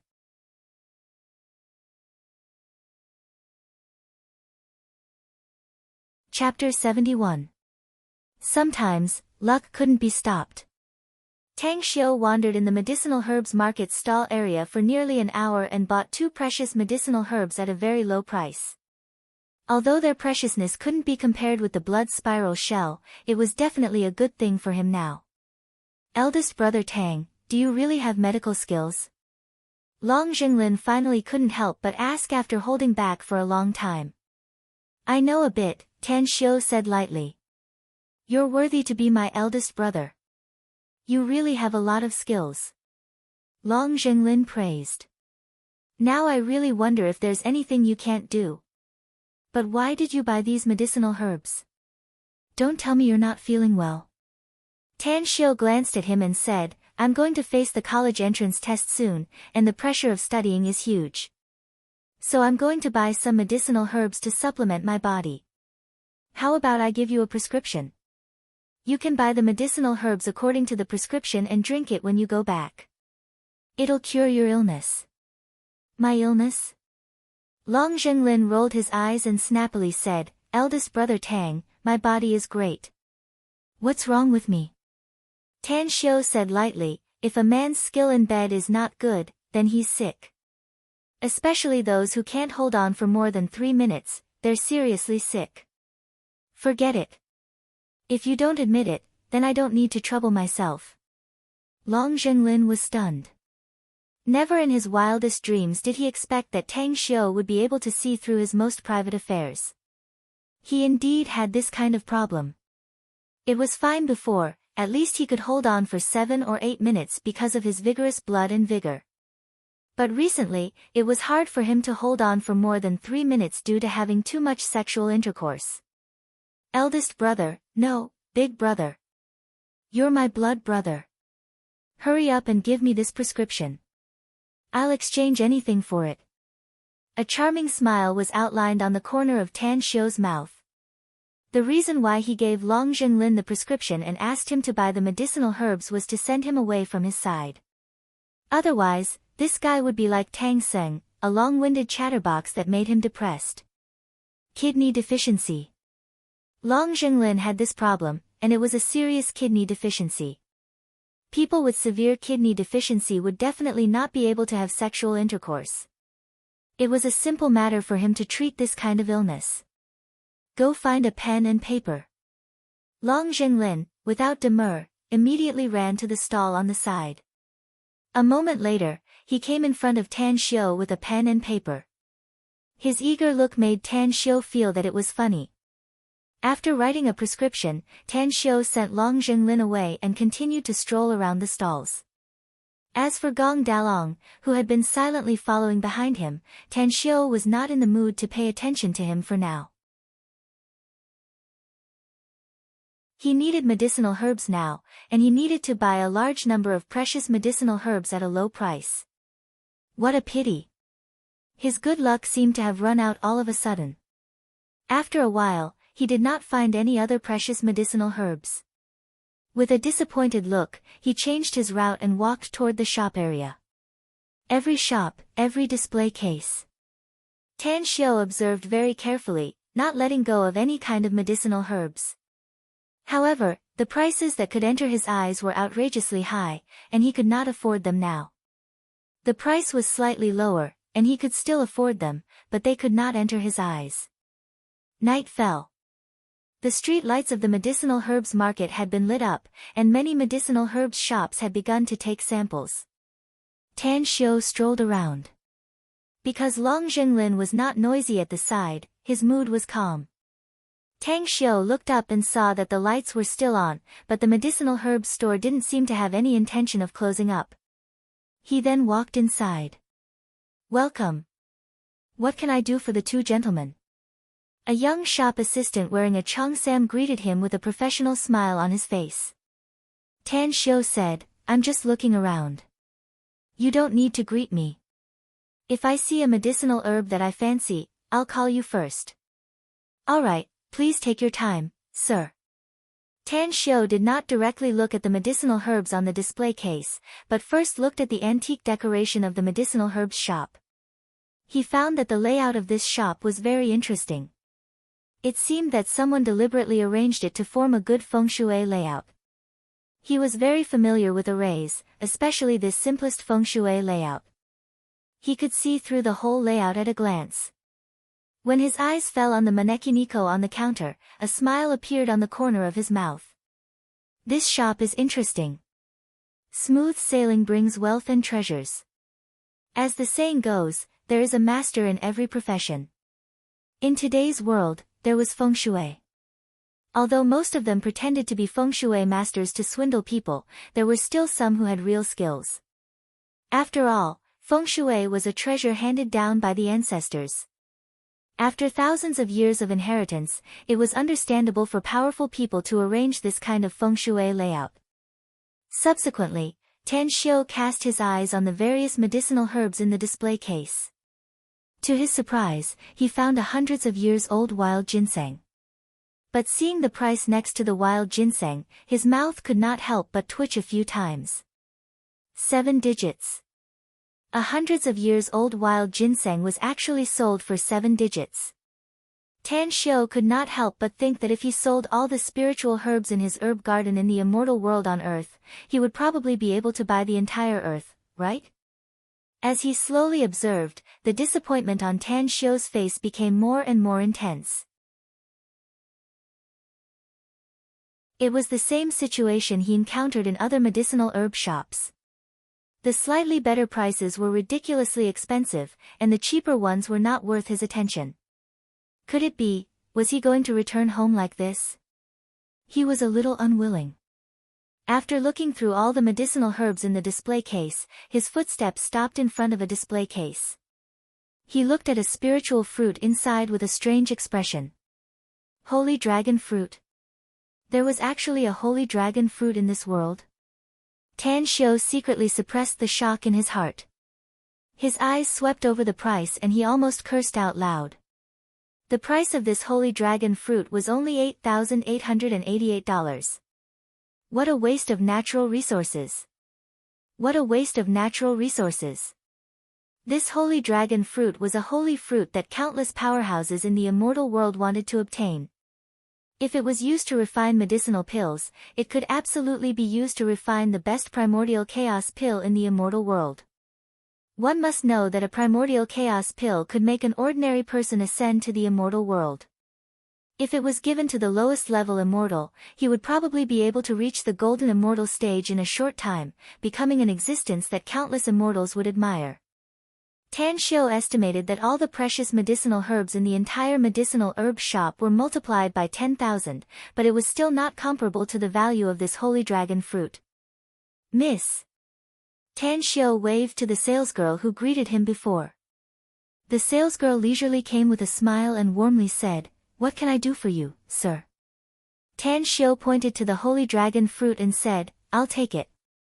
The salesgirl said with a smile, "You really have a good eye, sir. This fruit is called the snake dragon fruit. If you use it to decoct medicine, it will have a great effect on the human body. Unfortunately, this spiritual fruit is very difficult to obtain. My boss had to go through a lot of connections to bring one back from Qinghai. That's right, it also has a miraculous feature, that is, it won't rot for a short time if it's placed in a jade box." Tan Xiu said, "Give it to me. I'll pay for it now." "All right, sir, please come with me."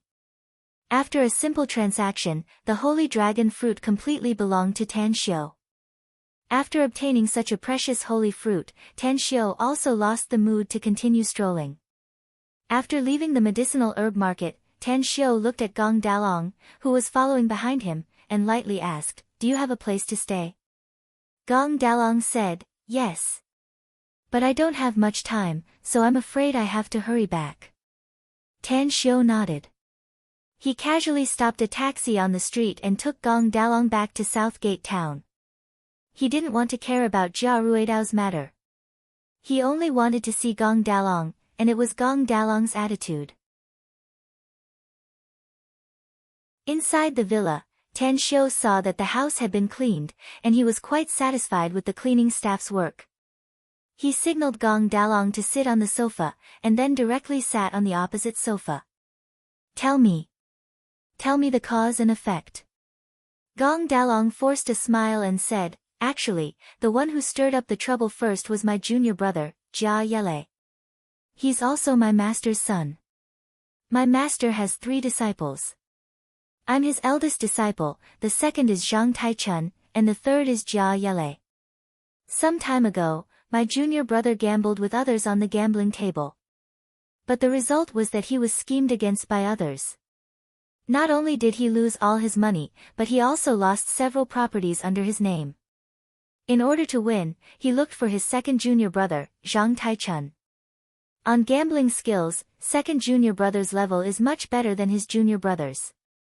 As a result, second junior brother was also schemed against. Not only did he lose all his property, but he also borrowed tens of millions from the other party. Similarly, he also lost tens of millions of yuan. Because they had no money to repay the debt, second junior brother and junior brother braced themselves and told this matter to master. Originally, my master intended to take out tens of millions of yuan to pay off their gambling debts, and then drop the matter. However, my junior brother didn't want to and pestered master for several days, asking master to help him get back his face. Unable to bear his pleading, master went to gamble with the other party, and the result was. Tan Xiu interrupted Gong Dalong's words and said, "The other party was very powerful, and your master was far from being his opponent. And then he lost miserably." "Yes." Gong Dalong said bitterly. "My master lost miserably." Tan Xiu said, "Since his skill was not as good as the other party, then give up. Why did he ask me for help?" Gong Dalong said, "On the gambling table, even a gambling expert will lose his mind once his eyes turn red from losing. My master was incited by the other party and was swayed by his emotions. He then bet my master's wife's relic, the only jade pendant left for master. He lost again. He lost." Gong Dalong clenched his fists and bowed his head.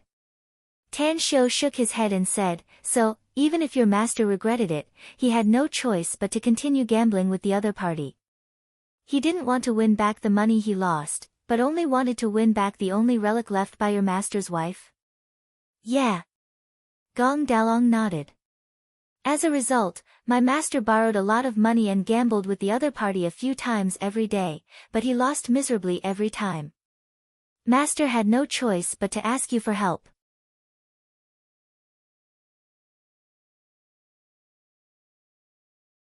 Chapter 72. Gamblers would lose their money like a bottomless pit.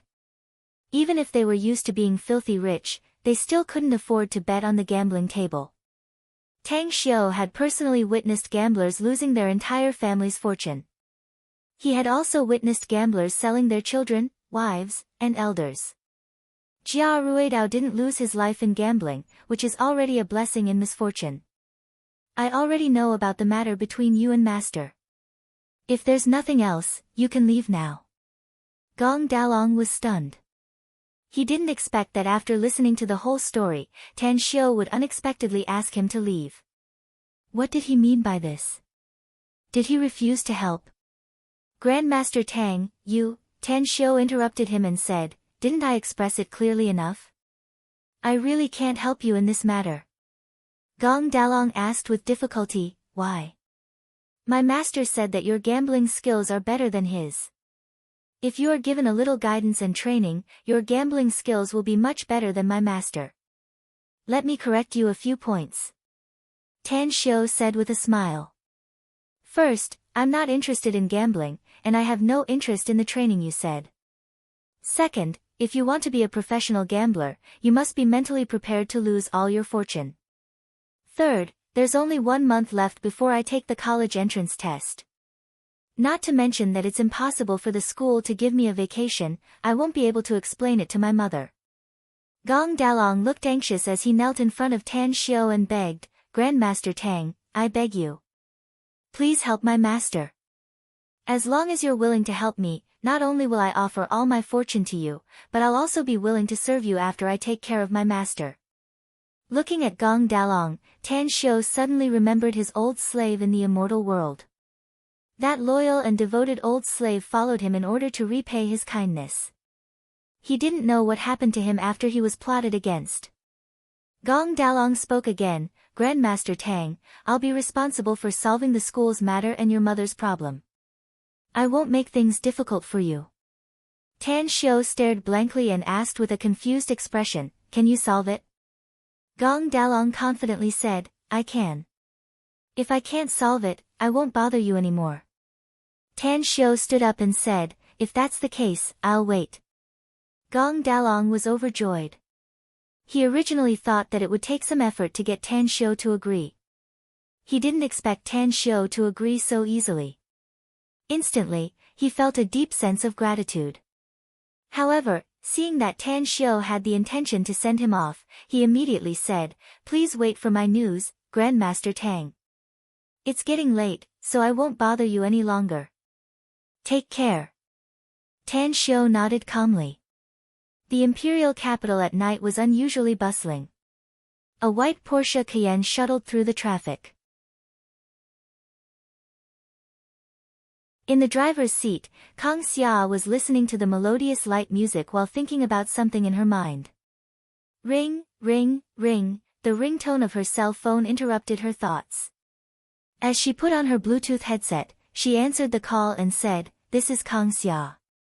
Tan Xiu's information has been sent to your email. However, the information you've provided is too little. I've screened it, and there are 2 people who meet your conditions. All right. Kang Xia took off the headset and turned the steering wheel. She turned right at the intersection ahead and stopped at the roadside after moving forward for 100 meters. Immediately after, she grabbed the laptop from the front seat and quickly opened the email, silently looking at it. Quickly. Her expression turned a bit strange. One of them was a timber businessman named Tan Xiu, but she directly excluded him. But the second one turned out to be a high school student. A former genius turned into a waste after a car accident. Kang Xia's black brows tightly wrinkled as a thoughtful expression flashed in her eyes. If not for this comment, she would have directly given up the idea in her heart. After a moment, she put the laptop back on the front seat and decided to go to Star City herself. She dialed the phone again and said, "Andy, help me book a flight ticket to Star City tomorrow morning." "No problem." The sensual voice sounded. However, she hesitated for a moment and curiously asked, "Boss, what are you going to do in Star City? Don't tell me you're going to see that Tan show." An arc curled on the corner of Kang Xia's mouth. A smile rippled as she said, "Haven't you guys been quarreling about being bored recently? I really want to smell a trace of opportunity. If this trip to Star City is successful, then I really want to congratulate you. You're about to start working. Hooray!" The sensual voice sounded pleasantly surprised. As the saying goes, the spring is the best time to plan for a year, and the morning is the best time to plan for a day. Early in the morning, the bright and beautiful sun shone on the earth, bringing warmth to the world. Tan Xiu, who had been absent from school for many days, finally rushed to school. As he entered class 10, he saw a messy classroom with many students gathered together and chatting. Yuan Chuling, on the other hand, was silently sitting in the classroom, looking at the textbook in his hand. Has this kid changed his nature? Tan Xiu muttered inwardly as he strode toward his seat. The moment Tan Xiu entered the classroom, the originally messy scene turned quiet. Almost all the students were aware of Tan Xiu's arrival, and their eyes were fixedly staring at Tan Xiu. This extremely daring guy actually came to class today. Isn't he afraid of being taught a lesson by Miss Han? A voice suddenly sounded, and it immediately caused a clamor. Yeah. Miss Han's mood is obviously bad these days. She even stared at Tan Xiu's seat many times during class. I reckon that Miss Han can't wait to drive this guy out of the class. I've seen arrogant people, but I've never seen such an arrogant one. He came back as if nothing happened, but Miss Han was angered by him.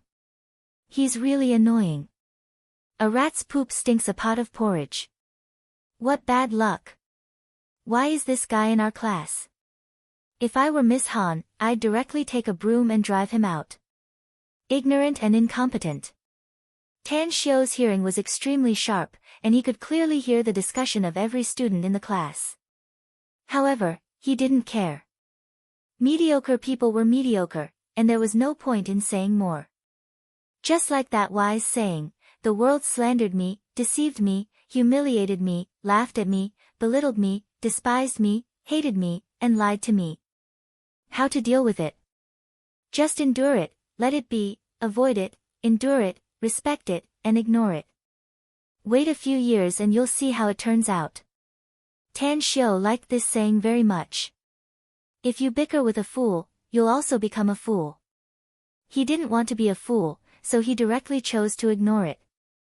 Boss, you're here. Yuan Chuling finally noticed Tan Xiu's arrival, and immediately stood up with a face full of excitement. Tan Xiu didn't expect that Yuan Chuling would have such a big reaction. He patted his shoulder, hinting him to sit down, and then sat on his own seat. However, what puzzled him was that Qing Yannan, who was sitting in front of him, turned around and asked in a low voice that only the three of them could hear, "Tan Xiu, were you the one who killed those organ traffickers?" Tan Xiu pretended to be confused and asked back, "What do you mean? Why don't I understand?" Qing Yannan frowned and said, "Wasn't it you? My big sister said that it was a young man, and you've been absent from class for the past few days. I thought you were the hero who helped the weak and eliminated the evil for the people. Have you read too many martial arts novels?" Tan Xiu said with a smile. Qing Yannan's pretty face blushed as she hurriedly turned around. Yuan Chuling glanced at Qing Yannan's back. Then, he approached Tan Xiu and whispered with a grateful expression, "Boss, thank you." Tan Xiu stared blankly for a moment before he suddenly understood and whispered, "You know about it?" Yuan Chuling nodded and said, "Mom told me everything. I knew it was you who did it according to her description. Boss, I'll keep this friendship at the bottom of my heart. In any case, I'll be your follower in the future. You can't get rid of me. Go to hell." Tan Xiu cursed with a smile. Amidst the laughter, the classroom quieted down again. Han Qinggu, the teacher in charge of Class 10, entered the classroom with a cold face. When she saw Tan Xiu, she immediately said in a deep voice, "Come out, Tan Xiu." Tan Xiu raised his hand to touch the bridge of his nose. He could tell from Han Qinggu's harsh tone that she didn't come with good intentions. Glancing at Yuan Chuling, whose face was full of sympathy, Tan Xiu stepped on Yuan Chuling's foot under the table and walked outside amidst Yuan Chuling's screams of pain. In the corridor, Han Qingwu's face was gloomy as she stared at Tan Xiu. She didn't speak for a long time. As time passed by, Tan Xiu finally couldn't bear it anymore and broke the silence. He forced a smile and said, "Miss Han, you called me out in a hurry the moment you saw me. Don't tell me that you want to see flowers on my face." Upon hearing it, Han Qinggu suddenly got angry and angrily said, "You still have the nerve to smile and have a glib tongue in front of me? Believe it or not, I'll deal with you immediately. Tell me, why did you lie to me a few days ago? It's fine that you skipped class, but you even made me personally escort you out of school. That's simply outrageous." Tan Xiu's face was full of black lines. He originally thought that Han Qinggu was angry at him for skipping class, but he didn't expect that she would take it to heart that he made her escort him out of school. Because he was in the wrong, Tan Xiu smiled embarrassedly and said, "Well, Miss Han, there's a reason for it. I left in a hurry at that time and didn't even have time to say goodbye to you. It's indeed my fault. You have a big belly and a big heart, so please don't lower yourself to the level of an honest student like me." "You have a big belly and a big heart." Han Qinggu rolled her eyes at Tan Xiu and almost said those contemptuous words out loud. He's an honest student. If he were an honest student, then there would be no dishonest student in the world. Which honest student would dare to blatantly skip class? What's more hateful is that he even dared to let the head teacher escort him to skip class. Well, since you said there's a reason, I'd like to hear it. What's the reason that makes you skip class so naturally? Han Qinggu didn't intend to let Tan Xiu go. She thought about the grievance she felt in her heart these days and felt that it was necessary to give Tan Xiu some eye drops. Now, there was not much time left before the college entrance exam. She must ensure that Tan Xiu would review his homework well and get a good result in the exam.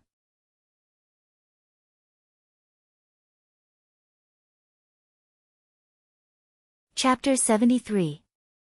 Miss Han, when you went to the supermarket to buy water, I happened to meet an acquaintance. That acquaintance was suffering from a serious illness. It just so happened that I know a bit of Chinese medicine, so he pulled me away. I've been treating him for the past few days. Finally, the heavens won't disappoint those who persevere, and I managed to cure his illness yesterday. Tan Xiu had long thought of a countermeasure. His face didn't blush nor did his heart skip a beat when he lied. Han Qinggu angrily said, "Nonsense. Even if you're going to treat someone's illness, you don't need to be in such a hurry, right? That's not right. When did you learn Chinese medicine? I think you're just running your mouth. You can't believe a word of it."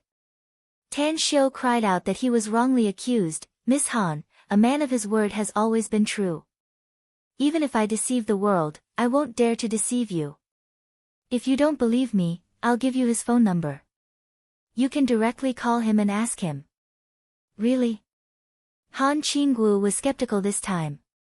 Tan Xiu straightened his chest as he said with a resolute and decisive tone, "It's more true than real gold." "That's right, if I tell you his name, you might have heard it. He's called Qin Zhizhong, a businessman. Also, I have a witness. You should have heard of Long Hanwen, right? The Long group is his family's." Han Qinggu rolled her eyes. Just a moment ago, she was skeptical about Tan Xiu's words. But in the blink of an eye, that trace of trust vanished into thin air. Qin Zhizhong. Long Hanwen. Of course, she had heard of these two people. Not only her, but 99% of the people in the entire Star City had heard of these two people. But who was Tan Xiu? How could an ordinary high school student possibly know such a high and mighty figure? However, she called Tan Xiao out because she wanted to vent the resentment in her heart and correct Tan Xiao's learning attitude. Therefore, regardless of whether Tan Xiao was spouting nonsense or not, she didn't intend to pursue the matter any further. Tan Xiao, I can't be bothered whether what you said is true or not. In any case, you better remember this. In the last 3 days before the college entrance examination, I will invite many teachers in the school to come up with a set of exam papers for you to simulate the exam. If you don't do as well as you did last time, the school might cancel your college entrance examination qualification. As expected, results speak for themselves. Tan Xiao snickered in his heart and repeatedly issued military orders to Han Qinggu. If you don't have a diamond, don't do porcelain work. With his level, he was naturally not afraid of a mock exam. Back in the classroom, Tan Xiao saw Yuan Chuling winking at him, his eyes full of ridicule. Boss, after you skipped class that day, did you send a message to Miss Han? What was the content? Making Miss Han blush in front of the whole class. That day. Tan Xiao thought for a moment and then couldn't help laughing. Looking at Yuan Chuling's gossipy face, he secretly shook his head and no longer paid attention to him. To cultivate the heavenly art of cosmic genesis, to reach the second stage of the skin polishing stage, a lot of medicinal materials were needed. Among which, several precious main medicinal materials were not found yet. Therefore, Tan Xiao could only put aside his cultivation and strive to collect all the medicinal materials in the shortest time possible. In terms of making money, he had already cast a long line, waiting for the big fish to bite the bait. As long as Tang Xia agreed, he believed that with his 2 formulas of skin care lotion and scar removal cream, he could absolutely help him make a lot of money. Subsequently, he sorted out the things that needed to be done recently. Tang Xiao, you damn poor bastard. What the hell did you do to my parents? A thunderous roar resounded from the classroom's door. Immediately after, Su Xiangfei rushed toward Tan Xiao with a speed of a 100-meter sprint. Although he had seen how fierce Tan Xiao was, he couldn't care less about it at this time. He remembered that when he was at home, his father was furious and smashed the home appliances, and his mother was sitting on the sofa with tears on her face. He couldn't wait to peel off Tan Xiao's skin and pull out his tendons and cut him into 8 pieces. Yuan Chuling suddenly looked up. His eyes instantly stared. Just as Su Xiangfei was about to pounce in front of Tan Xiao, he stood up and kicked Su Xiangfei, sending him flying several meters away and heavily hitting the desk. Aya! A pig-slaughtering scream came out of Su Xiangfei's mouth. Tang Xiao frowned as he looked at Su Xiangfei, whose forehead was broken from kowtowing and struggling to stand up. Then, he said indifferently, Su Xiangfei, if you're sick, then quickly go to the mental hospital to have a look. Don't provoke me if you're not sick. I can't afford to provoke your arrogant and despotic parents, nor do I care about them. So, take them to the hospital and you'll know what's wrong with them. Su Xiangfei's eyes seemed to be able to spurt out fire. He glared at Tan Xiao and roared, it must be you. You bastard. You must have done something. Otherwise, my dad wouldn't have smashed things and scolded you at the same time. Tell me, what did you do to my parents? Else, I'll fight you to the death. Fight you to the death? Tan Xiao sneered. Relying on you? You framed and framed me. If it weren't for me being soft-hearted, I'm afraid you would have been in prison by now. Cheng Yannan suddenly stood up from her seat. She looked at Su Xiangfei's ferocious face and said with a light bell-like voice, Su Xiangfei, it seems that my sister was the one who solved this case. I've heard from my sister that it was indeed you and your sister who framed Tan Xiao. Also, we're in the classroom. I hope you don't make a scene here. Otherwise, the school will definitely cancel your college entrance test qualification once the matter gets out of hand. Su Xiangfei's face instantly flushed red. He didn't expect that Cheng Yannan would unexpectedly jump out to speak for Tan Xiao at this time. Moreover, That embarrassing matter had unexpectedly been made known to the whole class through Qing Yannan's mouth. What did it mean to be ashamed? At this moment, Su Xiangfei was having such a feeling. At this moment, he hated Tan Xiu, Qing Yannan, as well as that Yuan Chuling who had just kicked him. If looks could kill, perhaps he would have already killed those 3 people 1,000 times. For a moment, all the students in the classroom suddenly burst into an uproar. Oh my God! Is that true or false? Su Xiangfei actually framed Tan Xiu. I used to think that Tan Xiu was the black sheep of the herd. Never did I expect that Su Xiangfei is the one with a belly full of evil tricks. One may know a person's face but not his heart. I really didn't expect that Su Xiangfei could actually do such a shameless thing. From what they said, it seems that Tan Xiu and Su Xiangfei's families know each other. Could it be that there is some enmity between the 2 families? I didn't expect that I would actually misjudge him. I used to think that Su Xiangfei was a good person. But now, I truly understand his character.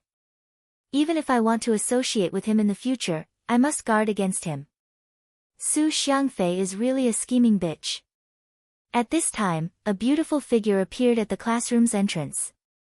She had a gorgeous face and a perfect figure. Coupled with her fashionable dress, her beauty was so captivating. Su Xiangfei, however, didn't notice that he was already in a state of shame and indignation at the moment. His burning eyes moved away from Qing Yannan as he glared at Tan Xiu and roared, "Surnamed Tang, you always fucking hide behind a woman. What kind of hero are you? Fight me if you have the ability." A man who hides behind a woman is indeed not a hero. But a man who can arouse this Kang Xia's interest doesn't belong to this category. Kang Xia walked into the classroom and instantly attracted everyone's eyes. She came before Su Xiangfei with a haughty and full queen-like demeanor and spoke again, "I'll correct your mistake. Being a hero doesn't mean fighting and brawling. I think those who use their fists to solve problems are either forced or stupid. Which category do you think you belong to?" The anger on Su Xiangfei's face froze as he foolishly looked at Kang Xia, whose beauty was not inferior to his class teacher, Han Qinggu. His mouth opened, but he didn't know what to say. Kang Xia glanced at Su Xiangfei before she turned to look at Tan Xiu. She extended her hand and chuckled, "It's our first time meeting. I'm pleasantly surprised to see your age." Tan Xiu shook her hand and calmly said, "I didn't expect that the legendary gold manager, Miss Kang Xia, would be so beautiful. This is not the place to talk. Let's go somewhere else and talk." "Okay." Kang Xia shrugged her shoulders and said. Tan Xiu didn't look at Su Xiangfei again. His blatant disregard made Su Xiangfei feel uncomfortable. After leaving the classroom, Tan Xiu saw the class teacher, Han Qinggu, holding a thick stack of documents.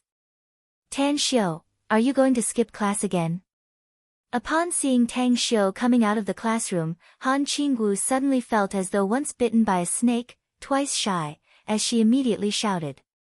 Tan Xiu looked a bit embarrassed, especially since Kang Xia was following behind him. Kang Xia, on the other hand, looked at Tan Xiu with a strange expression. She then looked at Han Qinggu and suddenly pursed her lips into a smile. This was the first time she saw Tan Xiu, but she felt that this young man who was 5 or 6 years younger than her was very interesting. After walking a few steps forward, Kang Xia extended her hand to Han Qinggu and said with a smile, "Are you Tan Xiu's class teacher?" "I'm Kang Xia, Tan Xiu's friend. I have something to discuss with him. I don't know if it's convenient for me to give him a vacation. I'll only need 2 hours at most." Han Qinggu looked at Kang Xia and then looked at Tan Xiu. She really couldn't figure out what was going on recently. Why so many people were looking for Tan Xiu? Just a moment ago, the principal called her to the office and forcefully asked her to give Tan Xiu a week off. What was most difficult for her to accept was that she had to come forward and deceive Tan Xiu's mother. She had to tell Tan Xiu's mother that Tan Xiu would go to another city to participate in the subject competition. "Hello. Since you have something to do, then go." Kang Xia slightly nodded and took the lead to walk away. Tan Xiu said with a smile, Miss Han, then I'll go. You can't consider me skipping class this time. Get lost. Han Qinggu suppressed the peculiar feeling in her heart and scolded with a smile. Tan Xiu chuckled. Just as he brushed past Han Qinggu, his footsteps slightly paused for a second and he quickly whispered, Miss Han, you're actually more beautiful than Kang Xia. That's what I think. After saying that, he chased after Kang Xia as though he was flying. This stinky brat, he actually dares to flirt with me? Han Qinggu was at a loss whether she had to laugh or cry. She snappily rolled her eyes at Tan Xiu's back as she turned around and walked toward the classroom.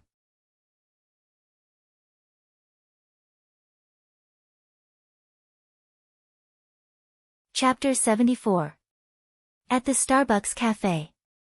Tan Xiu and Kang Xia were sitting face to face. Neither of them spoke first and were observing each other. Tan Xiu didn't like to drink coffee, so he was holding a cup of water. Looking at Kang Xia casually stirring the coffee with a spoon, Tan Xiu directly turned his head to look outside the window. Kang Xia's hand that was stirring the coffee suddenly stopped. Her brows slightly furrowed, and then quickly stretched out. She found that she couldn't see through Tan Xiu. It was a very strange feeling, so strange that even she herself felt it was inconceivable. One must know that she had entered the society very early. She had been working hard in the business circle for 7 or 8 years and had seen countless people, but there were only a few people she couldn't see through. And those few people were the elites among the elites in the business circle, the rich and powerful. Tan Xiu. Kang Xia finally couldn't help but call out. Tan Xiu turned his head and calmly said, I thought Miss Kang came to Star City from thousands of miles away just to see me. Pfft, Kang Xia couldn't help but laugh. She shook her head and said, You're a very interesting young man. You're much more interesting than I expected. To be honest, I'm interested in you. Tan Xiu said with a smile, You're still young, so don't look at me with that kind of eyes. Also, I advise you not to be interested in me, else you'll regret it. Kang Xia stared blankly for a moment and then asked with interest, Why would I regret it? Tan Xiu said, There's a rumor that once a woman is interested in a man, she won't be far from falling into a man's tender embrace. I don't want you to fall in love with me. I just want you to work for me and make money for me. Ha ha ha, Kang Xia couldn't help but laugh and tears almost came out. Interesting. It's really interesting. Tan Xiu, regardless of whether we can reach a cooperation agreement or not, I'll make you my friend. Friend? The smile on Tan Xiu's face disappeared without a trace and was replaced by a gloomy expression. In the 10,000 years in the immortal realm, if it wasn't because he trusted his friends too much, how could he have ended up in such a miserable state? His tone was much more indifferent as he said, I don't need friends, I only need subordinates. If that's what you're planning to do, I advise you to take it back. Kang Xia's smile froze. She looked at Tan Xiu with a strange expression. After a long while, she slowly said, All right. I'll take your advice. Now, let's talk. What ability do you intend to use to make me your subordinate? Tan Xiu said straightforwardly, 3 aspects. Number 1, I won't restrict you. Number 2, I have the skills. Number 3, you can make money by following me and realize your ambitions. Weak spot. This was Kang Xia's weakness, and Kang Xia had no reason to refuse in every aspect. However, she was not a person who would easily compromise. Staring at Tan Xiu with a deep gaze, Kang Xia asked, As far as I know, Mr. Tang hasn't registered a company. Besides, I haven't verified the effect of the product yet. Tan Xiu took out 2 small porcelain bottles from his pocket and placed them on the table in front of Kang Xia. He then calmly said, One is a bottle of skin care lotion, and the other is a bottle of scar removal cream. You can take it back to test the effect. The result will be out in a week. As for the registration of the company, I really haven't done it yet. If you need it, it should be done in a few days. Kang Xia directly put away the 2 porcelain bottles and asked, how much is the registered capital? I don't have any money now, Tan Xiu shook his head. Are you kidding me? Kang Xia looked at Tang Xiu with an expression of disbelief. You have no money, yet you want to register a company? You even boasted that you can help me realize my lofty ambitions? I can't say that I don't have any money, said Tan Xiu. I've already sold 5% of the shares for 20 million yuan. However, I hope that you'll be the one to help me register the company and be the one responsible for managing it later. 5% of the shares. Sold for 20 million yuan. Kang Xia was dumbfounded. She suddenly felt that she had heard a big joke. He didn't even register the company, yet he could sell the shares. And he even sold it for such a sky-high price. Mr. Tang, if you're so insincere, then I don't think we need to talk anymore. What I need is a real boss, not someone who talks big and only knows how to brag. Tan Xiu was silent for a moment. He then took out his mobile and dialed Long Zhengyu's number. Brother Tang, are you looking for me? Long Zhengyu's voice came out of the phone. I need your 20 million investment funds now. If you can send the money to the Starbucks near Xingqing No. 1 High School within half an hour, I'll agree to invest in the company. Otherwise, I'll look for another shareholder. All right. Long Zhengyu directly hung up the phone. Kang Xia looked at Tan Xiu with an astonished expression. Sending 20 million yuan in half an hour? Is this a joke? Tan Xiu was well aware of Long Zhengyu's strength. Let alone sending 20 million yuan in half an hour, even if he was given 10 minutes, he could still send the money. However, the person who came was probably one of his men who was very close to him. Time fleeted by. In the blink of an eye, 20 minutes had passed. Kang Xia looked at the unhurried and silent Tan Xiu, yet a sense of expectation arose in her heart. If someone could really send 20 million yuan in half an hour, it would prove that Tan Xiu was not boasting. It could even prove that he was very capable. At this moment, a well-dressed middle-aged man ran all the way into the coffee shop. After looking around, he shouted, "Which one of you is Mr. Tan Xiu?" Tan Xiu waved his hand. He got up and looked at the middle-aged man who ran over. "I'm Tan Xiu. Are you sent by Long Zhengyu?" The middle-aged man respectfully said, "Yes. Chief Long is on the way to Yang City. He won't be able to catch up in half an hour. So he sent me to send the money to you. Mr. Tang, please take this bank card. There's 20 million yuan inside. The password is on the back of the card." Tan Xiu took the bank card. After sending the middle-aged man away, he directly put it in front of Kang Xia and lightly said, "You can check the money in this bank card yourself." Kang Xia quickly took out her mobile. After quickly checking it, the expression on her face became very interesting. There was disbelief and a bit of surprise on her face. After a long while, she slowly handed the bank card to Tan Xiu and solemnly said, "Mr. Tang, you've proven your ability. I've tested these 2 cosmetics, and they have a very good effect without any side effects. I think I'll agree to join you." Tan Xiu didn't take the bank card, but calmly said, "I'm very confident in my products. I'll send the formula to your mailbox via a short message. Take this 20 million yuan as the startup capital. If the effect is good, I hope you can fulfill your promise." "You trust me that much?" Kang Xia was surprised. Tan Xiu said, "If you doubt someone, don't use him, and if you use him, don't doubt him. This 20 million may be an astronomical figure in the eyes of many people, but it's just a small amount of money in my eyes. I think it's a good deal to exchange this small amount of money for the first test of you." Kang Xia raised her thumbs up and praised, "Those who achieve great things don't bother with trifles. I really hope that these 2 cosmetics have the effect you said. In that case, I can work under you. Last question, aside from the initial investment, how much additional funds will you add later?" Tan Xiu was silent for a moment and slowly said, "I don't know. I don't know." Kang Xia looked at Tan Xiu with a strange expression. She suddenly felt that Tan Xiu was like a wolf with nothing to gain.